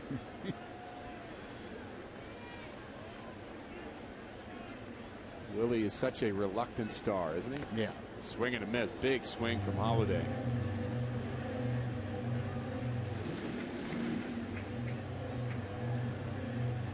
Holiday's had a nice average against his former club, 367. You know, when you look at his 2 former clubs, put the Athletics in there, it's .426 with 7 home runs and 15 RBIs. The 3-2 to Holiday. Big swing, and he fouls it back.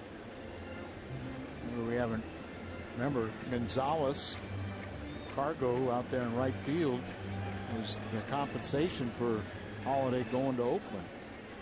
And that was a very good deal when 60% strikes, and you can figure out the percentage after this pitch. A little bit more than 60% strikes for Jason Hamill, who's been, I'm not going to say he's been spectacular because I'm not sure we've seen great stuff from him tonight, but he certainly has the Cardinals off balance, and they just have 3 hits. Well, you got to give him credit. He's pitched inside enough. He walks Holiday and lead off here in the 7th inning, but he's doing his job. With all the ground balls he's getting, you know, the Cardinals hopefully they don't hit into their 3rd double play. Just the 2nd time where the Cardinals have had their leadoff runner aboard. They also did it the 6th inning. A walk to for call, then John Jay bounced into a double play. Lance Berkman, 7-game hitting streak, 28 homers, 76 RBIs. The Cardinals could use an extra base hit right here. Ellis, the second baseman, playing in the hole.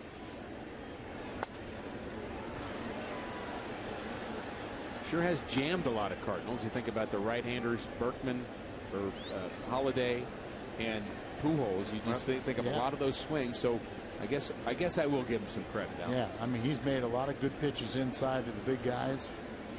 Berkman, you know, an outstanding hitter. He's 1 for 11 in his career against him now.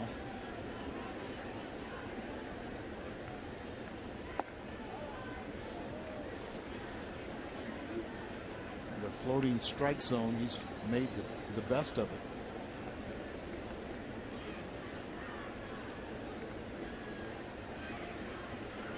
Activity now in their bullpen for the first time.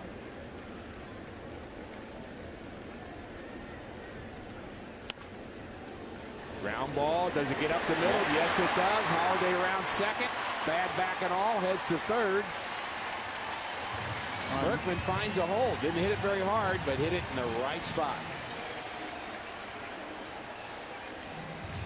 Cardinals with some noise here in the bottom of the 7th.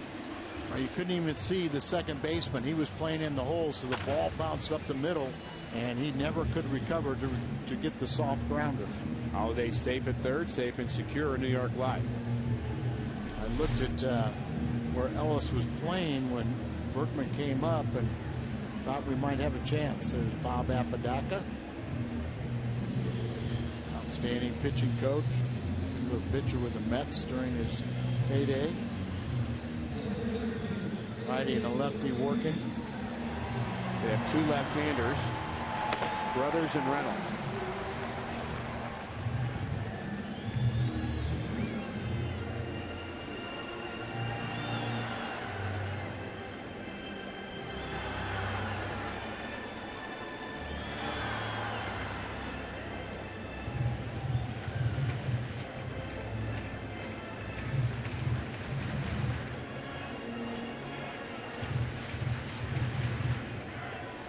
Opportunity for the Cardinals here in the 7th. Matt Reynolds is that left-hander warming up.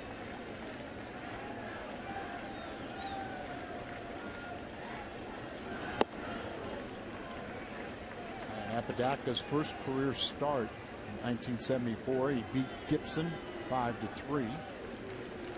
And the right-hander in the bullpen is Josh Renicky, Gary Renicky's son and the nephew of the Milwaukee Brewers manager. Ground ball just barely found. That would have been a big hit for the Cardinals had that ball gotten inside the third base bag. So close. Or that had been luck, just inside the bag and get down into the corner. That couldn't have been fouled by very much. Obviously, it's where the ball is when it goes over the base. And even on the place where it hit, it was only about 2 or 3 inches foul, so it had to be just barely foul.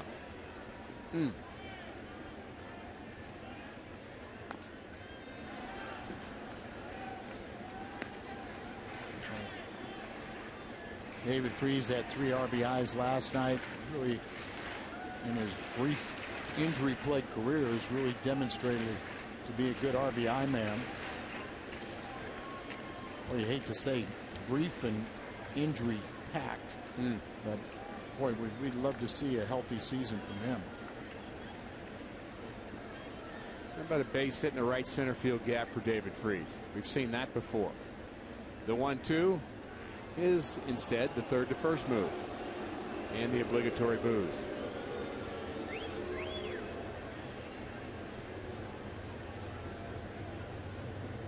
I understand that move actually worked the other night. After I chastised pitchers for doing it, it actually worked. It's Granderson, good base runner, and it was the final out of the game. That's a little embarrassing. You know, the thing is it usually works against good base runners. It's lulled into a false sense of security.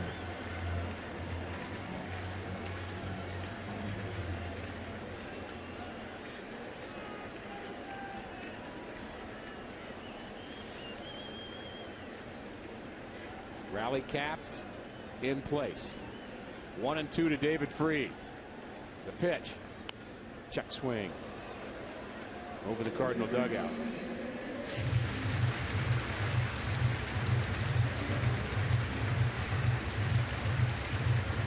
Earner and average out. You were talking about over 9 for Hamill.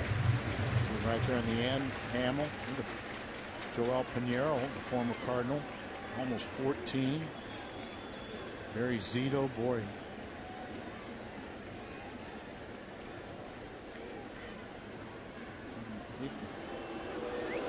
Get that ERA up to his how many millions? Well, was that a $126 million signing? You question that when the great career he had in Oakland. He goes across the bay, and the first thing he says, I want to change my motion. Ground ball to the left side. Nelson to second for 1, and they're not going to be able to get David Freese, and the Cardinals score their first run and now trail by 4. Infield ground out for David Freese. Scores Matt Holliday. You got to get on the scoreboard, and give a little credit to Berkman getting on top of the second baseman so he couldn't have a return throw. It really wasn't a double play ball anyway. And there you see Matt cleanly trying to disrupt the throw from Ellis. Freese gets his 36 RBI.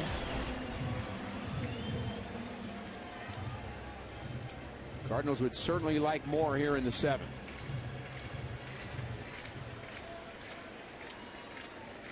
Yachty is 0 for 2.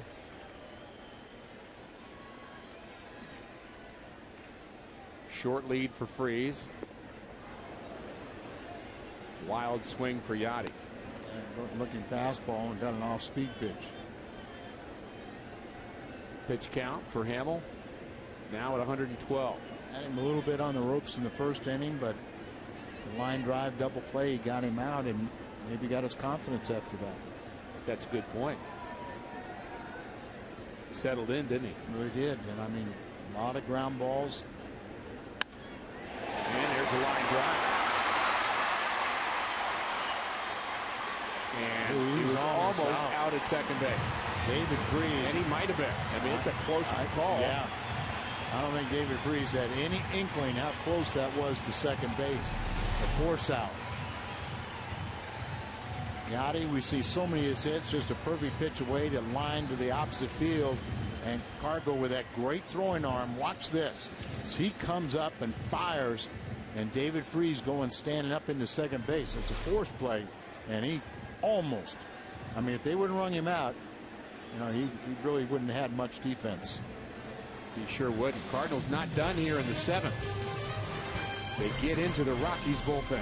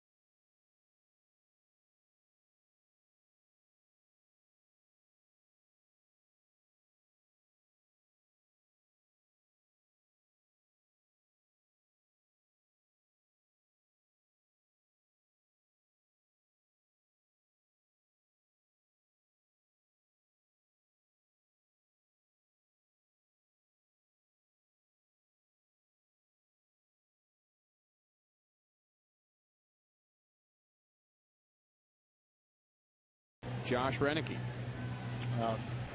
Mentioned that his dad was a very good outfielder, Gary Renicky, Major League scout now, and then his uncle is is Ron Renicky, the manager of the Milwaukee Brewers. And he has had some experience at the big leagues with Toronto. Got cut up in the numbers games.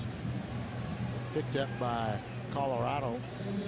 Spent some time at AAA between Colorado Springs and Las Vegas. They say he doesn't throw particularly hard, but has a very effective slider. Also some time with the Cincinnati Reds in 08 and 09. Brief appearances there. Played at UCLA.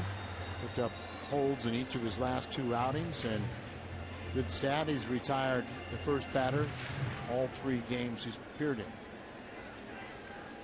And his first batter will be Ryan Theriot, with a couple of Cardinals aboard here in the bottom of the 7th. The Cardinals trying to tack on. Renicky's ready. This is inside to Theriot. Theriot has flown out to right. Ball he hit pretty hard, and he's also doubled.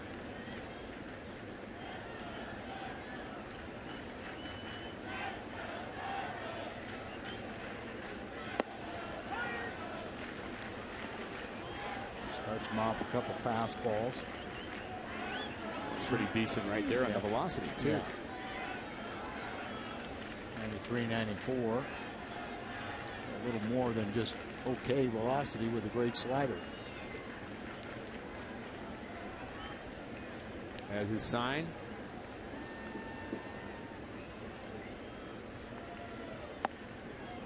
Curveball there.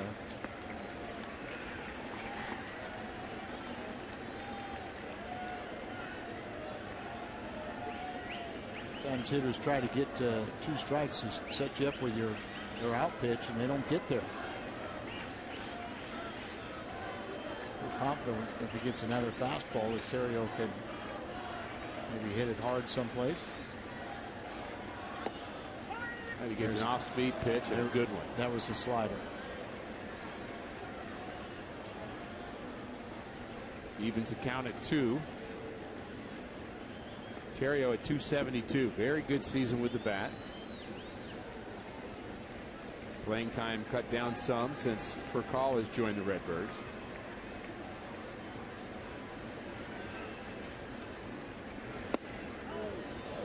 Teammates last year. There you see a pitch that could have been called a strike. And Theriot is fully supports Raphael, playing every day, understands his talent level. And Hamill, the only thing he can do is watch. The only thing he can be is the winner, other than a no decision. Cardinals would prefer that. Full count to Theriot. Runners not moving. Yes, they are. Ground ball. No, it's a line drive. Handled by the third baseman, and he could have had a triple play if he needed it. But he's just going to get 2. Outstanding defensive play by the third baseman, Nelson. A disappointing end to a very promising inning.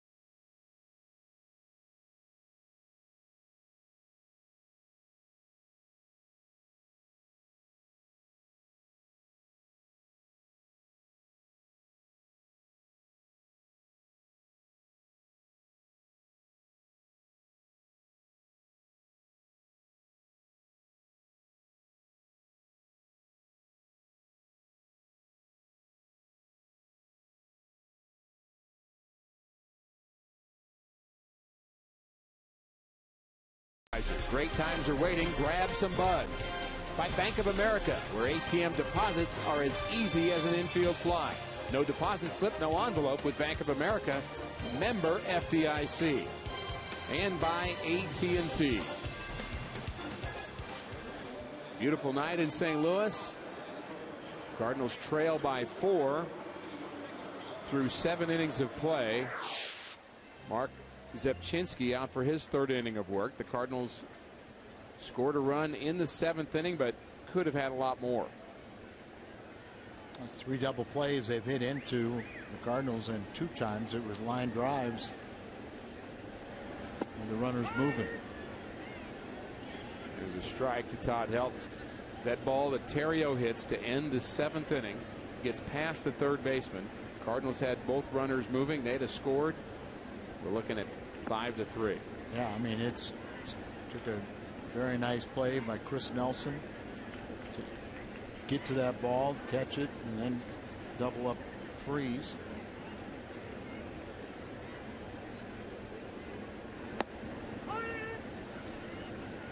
Such a good at bat for Theriot. It should have been a 2-run double. But that's baseball. 40,172 here to see this ball game, and most are still here. Pinsky in his 3rd inning work and only allowed a hit. He's done a very good job. The 2-2 to help. Misses. 3-2.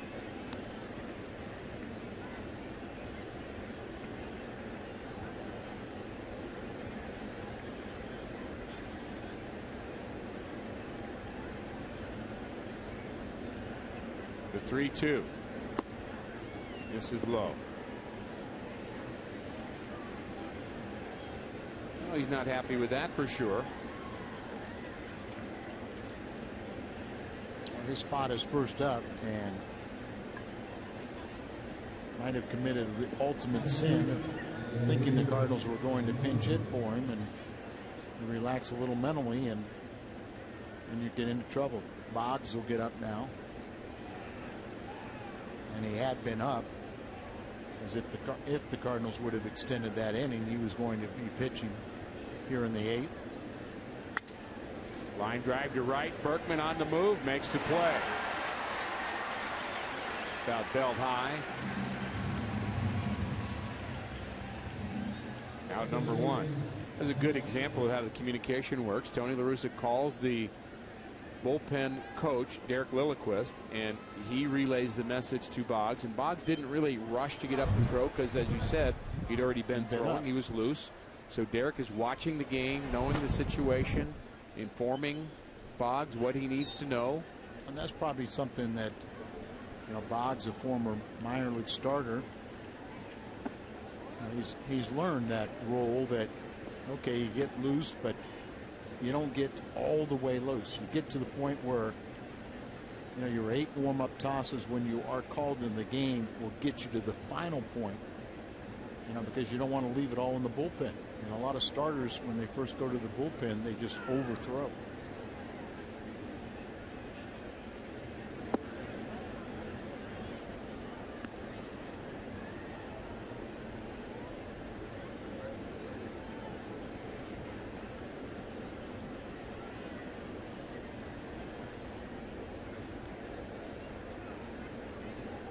One to Mark Ellis. Line drive foul into the front row.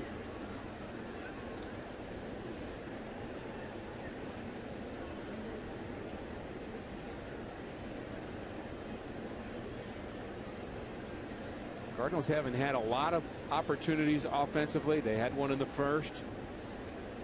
They had a big opportunity in the 7th inning. They just were not able to extend that opportunity and score more than that 1 run. So they still have an uphill climb here in the 8th. I don't know if you saw it or paid attention to it, but you notice who's leading the West now in the National League? It's not San Francisco. No, Arizona by 2. They're back up again. How about that? I mean, they have equaled their win total of a year ago right now. Kirk Gibson's doing a great job with those job. guys. Talked to Cookie Rojas in Florida about that club, and he's really studied them. And he said, you know, it's not just what Kirk Gibson's done himself, but think of the coaches they have. Oh, yeah. Don Baylor. And what he said is, in his opinion, he hired some top-notch coaches that were all kind of just gamer-type guys, and that they were going to just change the attitude completely from top to bottom. You got Trammell, you got Matt Williams, I think Eric Young Jr. And you've got a double play. Well turned. Cardinals have 2 more chances.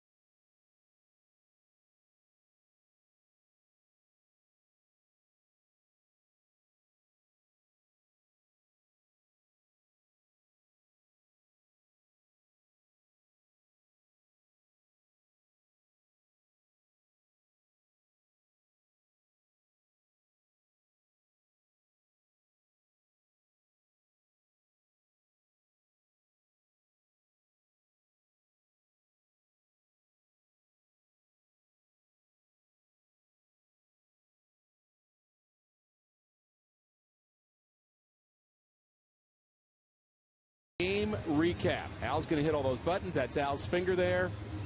He's just incredible at doing that. Hamill, Colorado Rockies starter, his night's through, but a solid outing. 6 in the 3rd innings, 1 run. Garcia, not so good. Couple of bad pitches, really, though. You take away the Gonzalez 3-run shot in the 1st inning and the Helton 2-run double, then it is a nice outing, but you can't take those away. 5-1 Rockies. Skip Schumacher will bat for Zepchinski. Leading it off for the Cardinals here in the 8th. Now they do have a lefty and a righty warming up behind Renicky.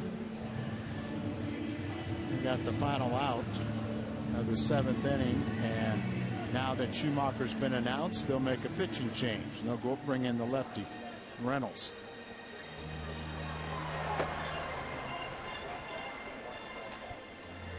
Here comes the lefty. Schumacher, will he still bat? You're going to have to wait a couple of minutes to find out.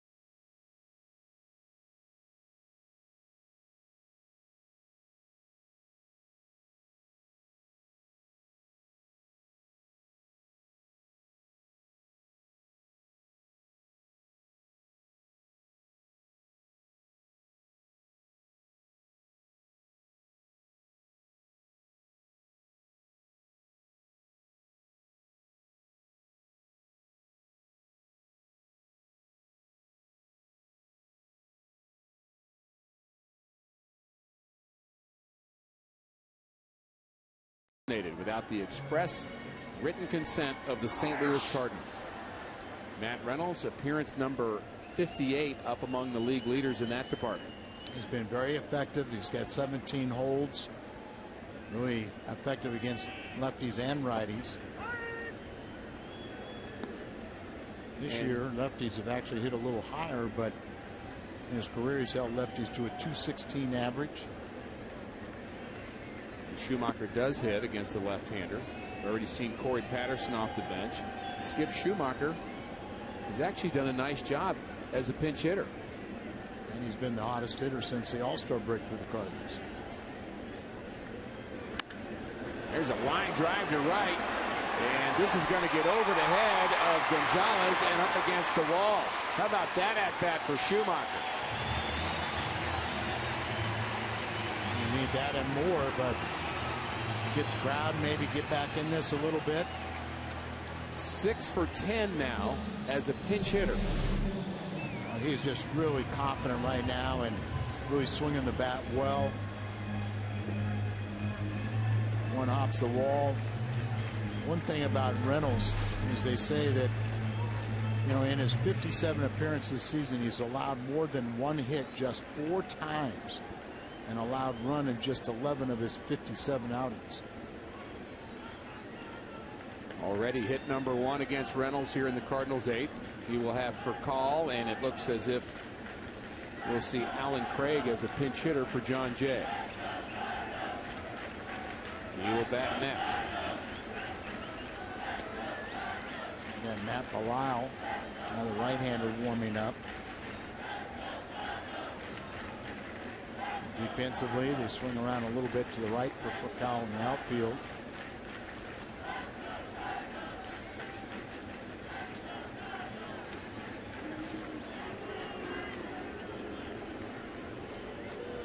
Right-handed batters this season are only batting .182 against Reynolds.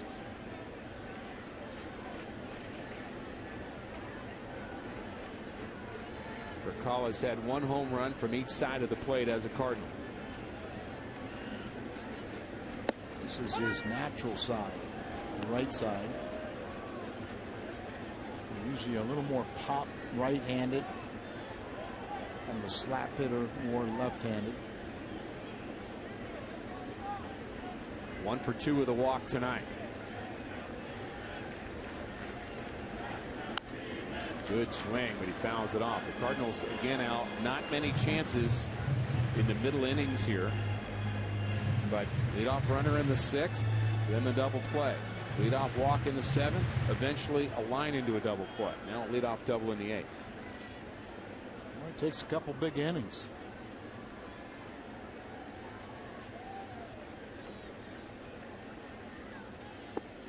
Swing and a miss. He strikes out for call.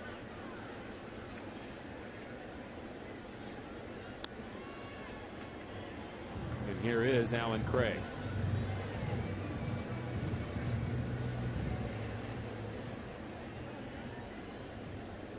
Allen trying to get on track since he's come off the disabled list. 4 for 8 against the Rockies.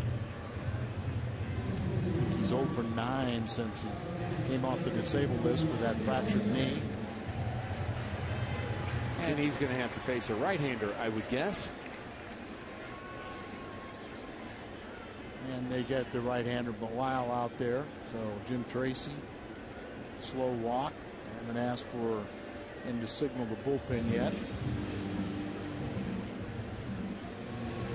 Taking the ball, and so now he goes without umpires even asking. There's the signal.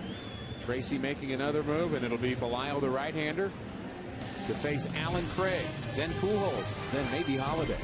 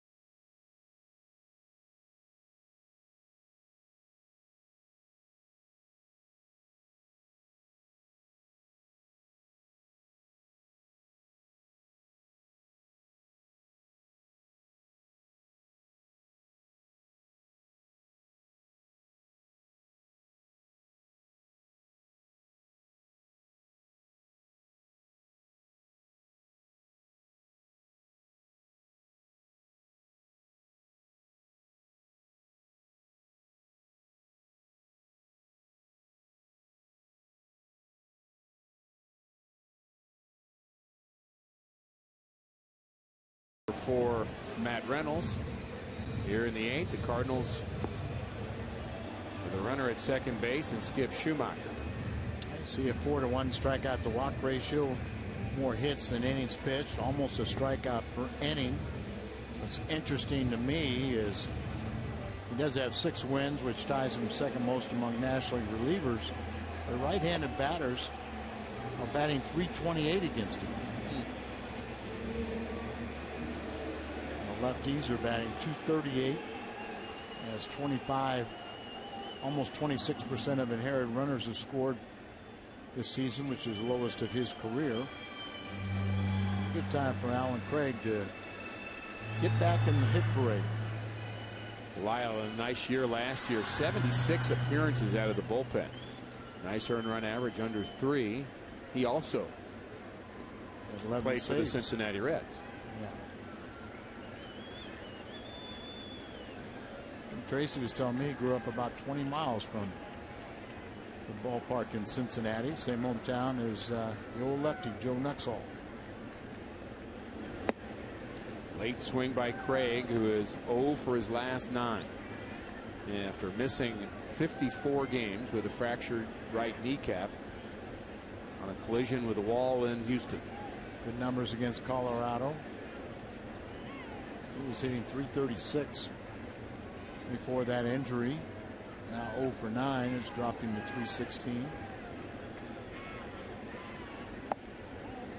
Big plus if he can swing the bat. And wow, a little sneaky fast. The ball got on Allen a little quicker, and Belisle didn't get the call.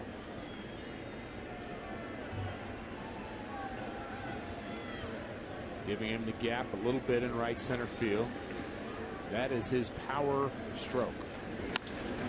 Line drive right at Tulowitzki, but he drops it. Craig is thrown out at first base. Tulowitzki took his eye off it to see if he had a play on Schumacher, but he recovered quickly and got that arm strength and still gunned down Alan Craig. So that's going to be a line out. No, it's going to be a ground ball. 6-3 is what it is. Tulowitzki quickly gets rid of it. And you're right. There's his head. Yeah, his head just instead of looking in the glove, just took his head off it to see if he could get another 4th double play. 3 of them lineouts. Dropped the ball. Like he's having a little conversation with his glove there. Don't betray me.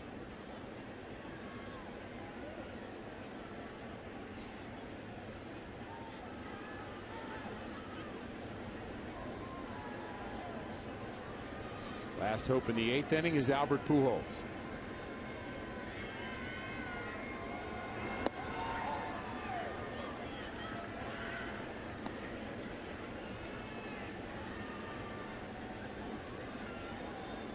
For 13, home run, 1 strikeout. Belisle's done a good job of containing Albert. Not many on the people on the planet can say that. No.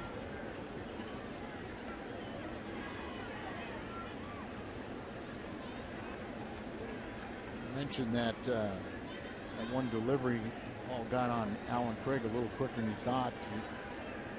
What we call sneaky fast. 1-1 to Albert. Well, he had Schumacher off the bag, but nobody broke. Could have thrown it to Joe West. I knew you'd find a way to bring up his name again.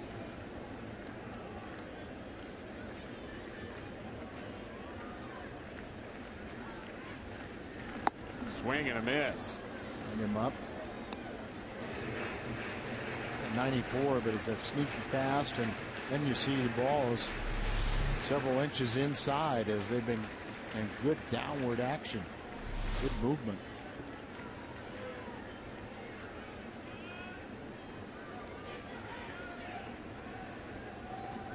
The amateur hitting coach in the stands. Keep your head still. The head was still, but he bounces it 3-hopper to Tulowitzki. Rockies lead 5-1 going to the 9th.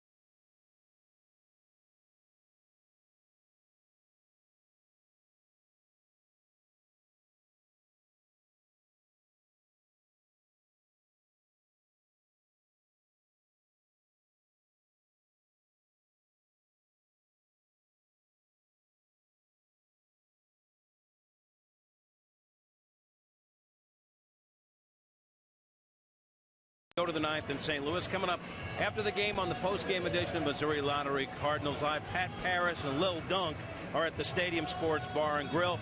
Cargo gets the Rockies rolling. Jason Hamill quiets the Cardinal bats. We'll get Tony La Russa's post-game thoughts as well. Mitchell Boggs on to pitch for the Cards. We go back to the booth and Rick and Al. Gentlemen.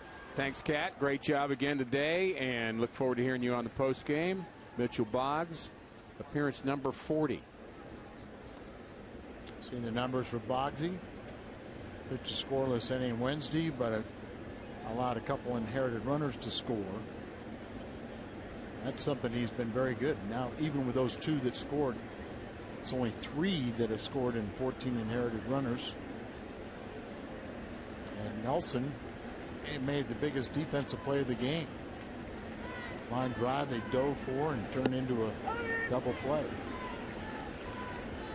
Probably saved 2 runs. Cardinals were threatening in the 7th inning, and you had the sense that things were moving the Cardinals' way, and that hit would have certainly changed the momentum, and who knows what would have happened after that. He's really impressed me defensively, but if you talk to the Rockies, they know he can do that. Just the question, can he hit enough to be an everyday player? He'll probably at a second base or something like that. Pretty tough to. His numbers are 225, 2 home runs, 9 RBIs for a third baseman. And once again, Ian Stewart, who's been so good for them the last couple of years, sent to the minor leagues yesterday with no home runs and 5 RBIs for the season. Now he's been up and down, but still, he went more than 120 at bats last time with no RBIs. Sounds like the start that Dan Uggla had this year. But he certainly turned it around. And and Ian Stewart was a Super 2, so he was making $2 million, maybe a little bit more. And you just wonder if he'll be a Rocky next year. Ground ball handled by Boggs. Runs halfway to first and flips it to Albert.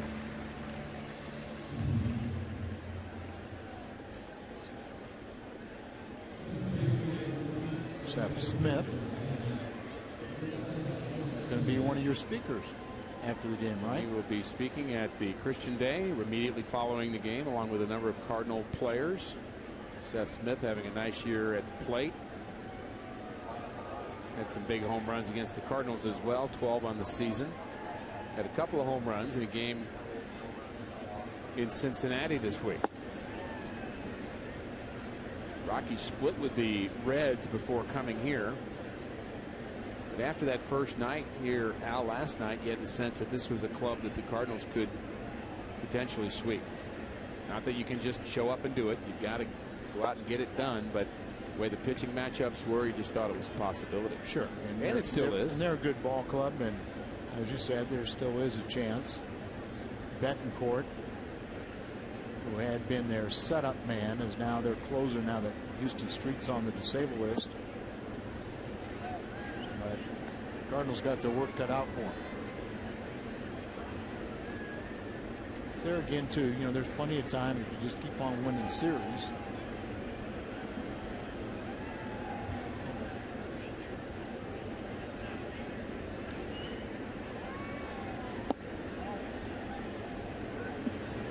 Pitch walk to Seth Smith for Mitchell Boggs. Nice job out of the bullpen by Mark Zepchinski. Right, 3 innings. Restored order, saved that bullpen, and also gave the Cardinals a chance to come back in this game.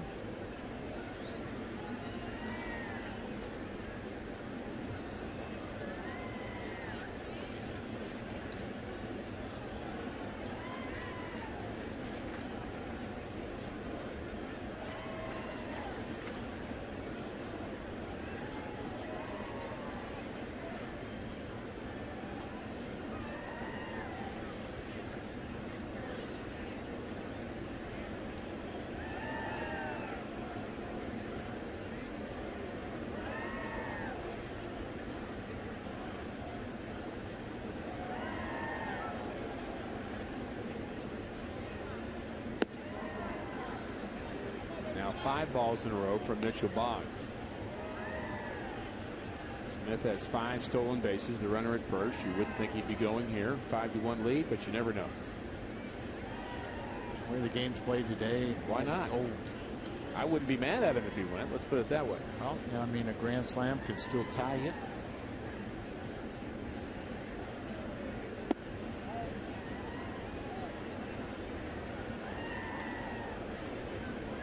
Tony back in the 80s said it best. Got in. We had a bunch of jackrabbits. Rudy Law stole the base in a game where they were up against the Texas Rangers, and Dave Rader took exception, the manager of the Rangers, who had a bunch of home run hitters, and they were yelling and screaming at each other. And Tony said, "Well, if you tell your home run hitters not to hit home run, I'll tell my base stealers not to steal." And that's how the game was going. I would say that is a paraphrased version of a conversation between Roger Craig and Whitey Herzog. Yeah. When Vince Coleman stole third base, I believe, late in the game, and the Giants were mad at us, and big fight, all kinds of time spent on the field, and then at the end of the game, Candy Maldonado was at the plate as the tying run. Yeah, and then you look out.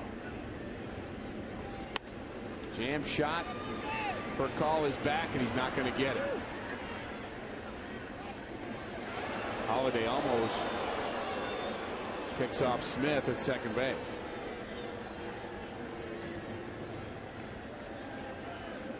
Ball not hit hard by Eric Young, but bound to hold. Second hit, leadoff man, second hit. He's been on with a walk. He's scored 2 runs. He's doing his job. Lean out to say a word or two to Boggs. Bear down now. Now he's worried about a guy like Fowler just hitting down on a ball and getting one of those infield hits. A swinging bunt.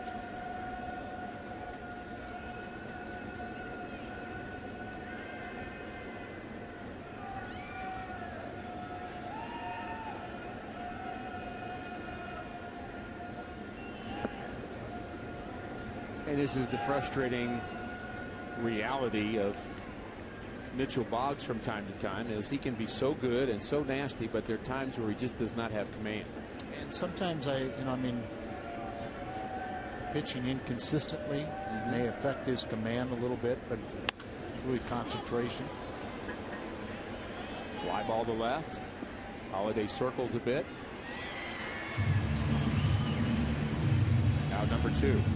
Yeah, Ricky, I walked too many in my career, and you look back on it and you just say, why? Right. You know, it's just the most ridiculous thing in the world. And like I said, I walked way too many. And you watch the game, and those walks really hurt you. Seems to be an incredibly obvious reality in the rearview mirror, doesn't it? Yeah. Whether you're talking about your career or a game, Jaime Garcia has that same thing to think about tonight. Right. Take away the 2 walks before the 3-run, before the home run, which was a 3-run home run by this guy. I'm sure he'll replay those walks in his head. What did he do? How did that happen all of a sudden? And then it wasn't a bad pitch, but great piece of hitting. It really hit a down and away pitch right off the end of the bat and pulled it for a 3-run home run. And this is inside the line too. And it's going to score at least 1. Smith scores, and Berkman is saying that ball is lodged underneath the wall, and he better be right, otherwise it's a home run. But you cannot. You've got to do that. And see how the umpire even went there and tried to pull it out. If it was just barely touching, he could say, nope, it's not a ground rule double.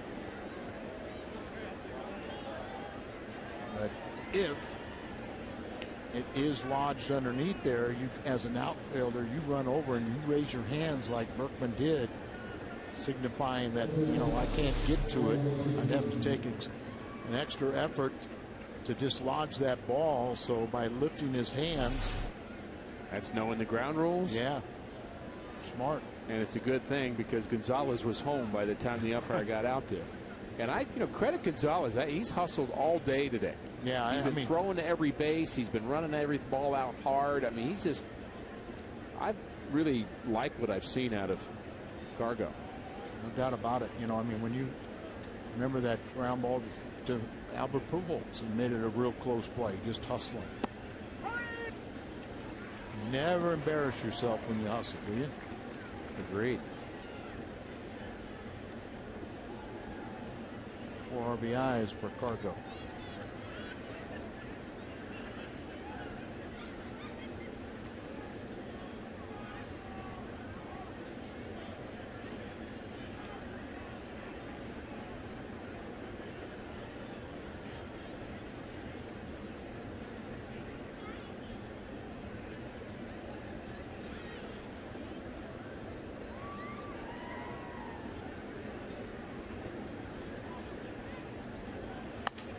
Ground ball to Freeze. To first. Rockies pick up another. Holiday, Berkman, and Freeze in the ninth.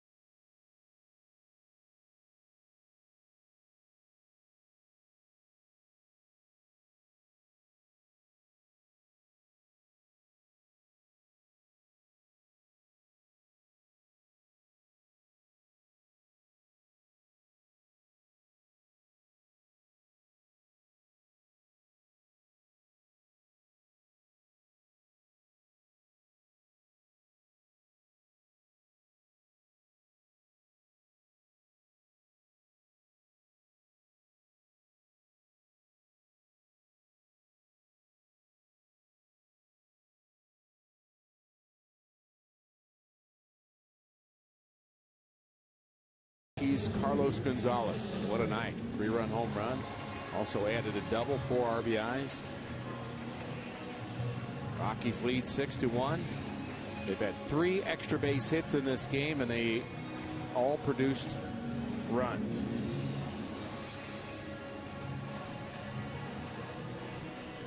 Cardinals with one more chance. Matt Holliday, Lance Berkman, and David Freeze in the ninth. And the new pitcher, the 5th pitcher of the night for the Rockies, is Rafael Betancourt. Well, as I mentioned, he was just an outstanding setup man, but when they put Houston Street on the disabled list, now he is the closer. He got his first save the other day in Cincinnati. Came in game 2 of that series and just blew away in 1 inning, struck out the side, but he got his save the next day and just attacked the strike zone. He has had 22 strikeouts since the All-Star break to lead all major league relievers. Attacking the zone. That's what relievers should do. And that's what Jim Tracy was saying, that, if he's would just treat the 9th inning like it's the 8th inning, he said, we'll be fine. And he said he did that in Cincinnati. Houston Street was kind of injured wing. His tricep was barking a little bit, so he had a couple 9th inning appearances. And now he's going to hold down the fort. Not a save situation, but still, it's good to get in these 9th innings and just tell him to go out there and, and just treat it like a save situation, attack the strike zone, try and go 1, 2, 3. The game finishes. That's another stat that matters, and you want to be the guy that's standing on the field when the game's over. Get used to that. Yeah, get those handshakes. 93, but good pitch up and in. These Rockies have been very effective pitching inside to the big guys. He's pretty amped up, doesn't he? Like he's had maybe one or two too many cups of coffee.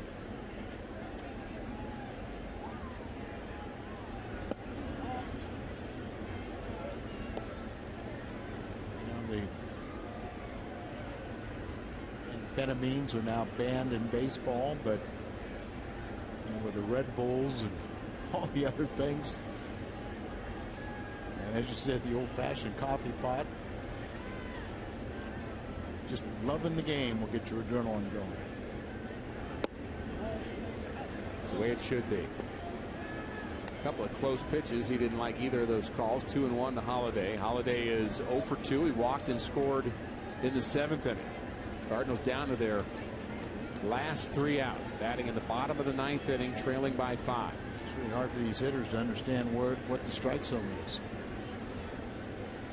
And it's worked for the Cardinals a lot of times.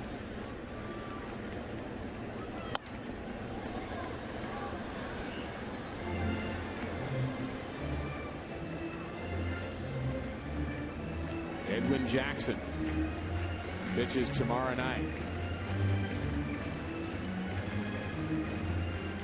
Needs a good game. Still believe that that's a good pickup, but he's been inconsistent.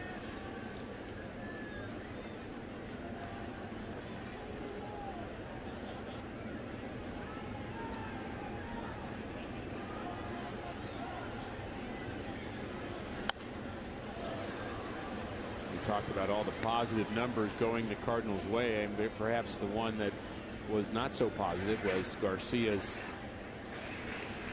performance against the Rockies. His numbers against the Rockies, which we knew were skewed by just the really rough outing he had in Colorado, but Garcia was not particularly sharp today. Started out good, but then the 3rd inning, just the 2 walks really did him in. Right. 2-2 to Matt Holliday.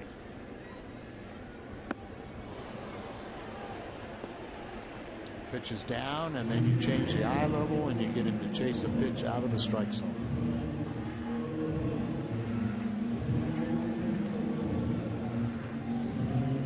Cardinals only 6 hits. In only 1 inning, Al, did they have more than 1 hit in that particular inning. And that's how you score runs. You have to string them together. Yeah, and that's when they scored, because they had a walk in that inning also. But they've hit into 3 double plays. 2 of them line drive with the runner moving.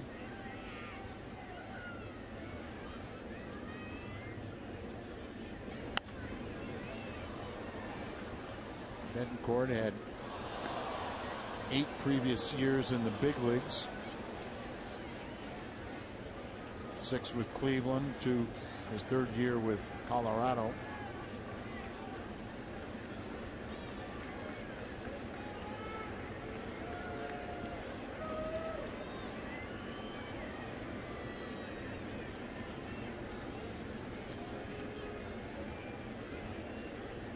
Can't seem to get set.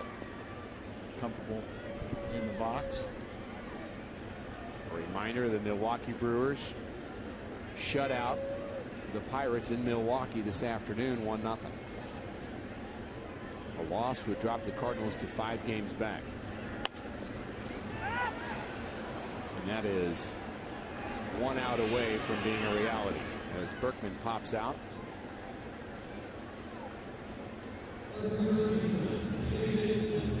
And that brings in David Freed. David has the only RBI for the Cardinals today.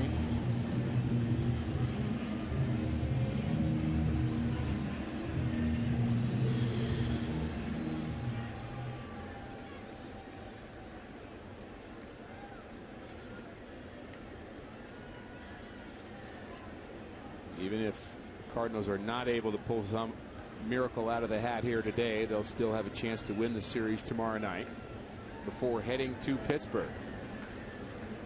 We hope that Pirates will pull out a win against Milwaukee and get the game back that potentially you're going to lose tonight. At some point, somebody's got to beat up on Milwaukee. Been almost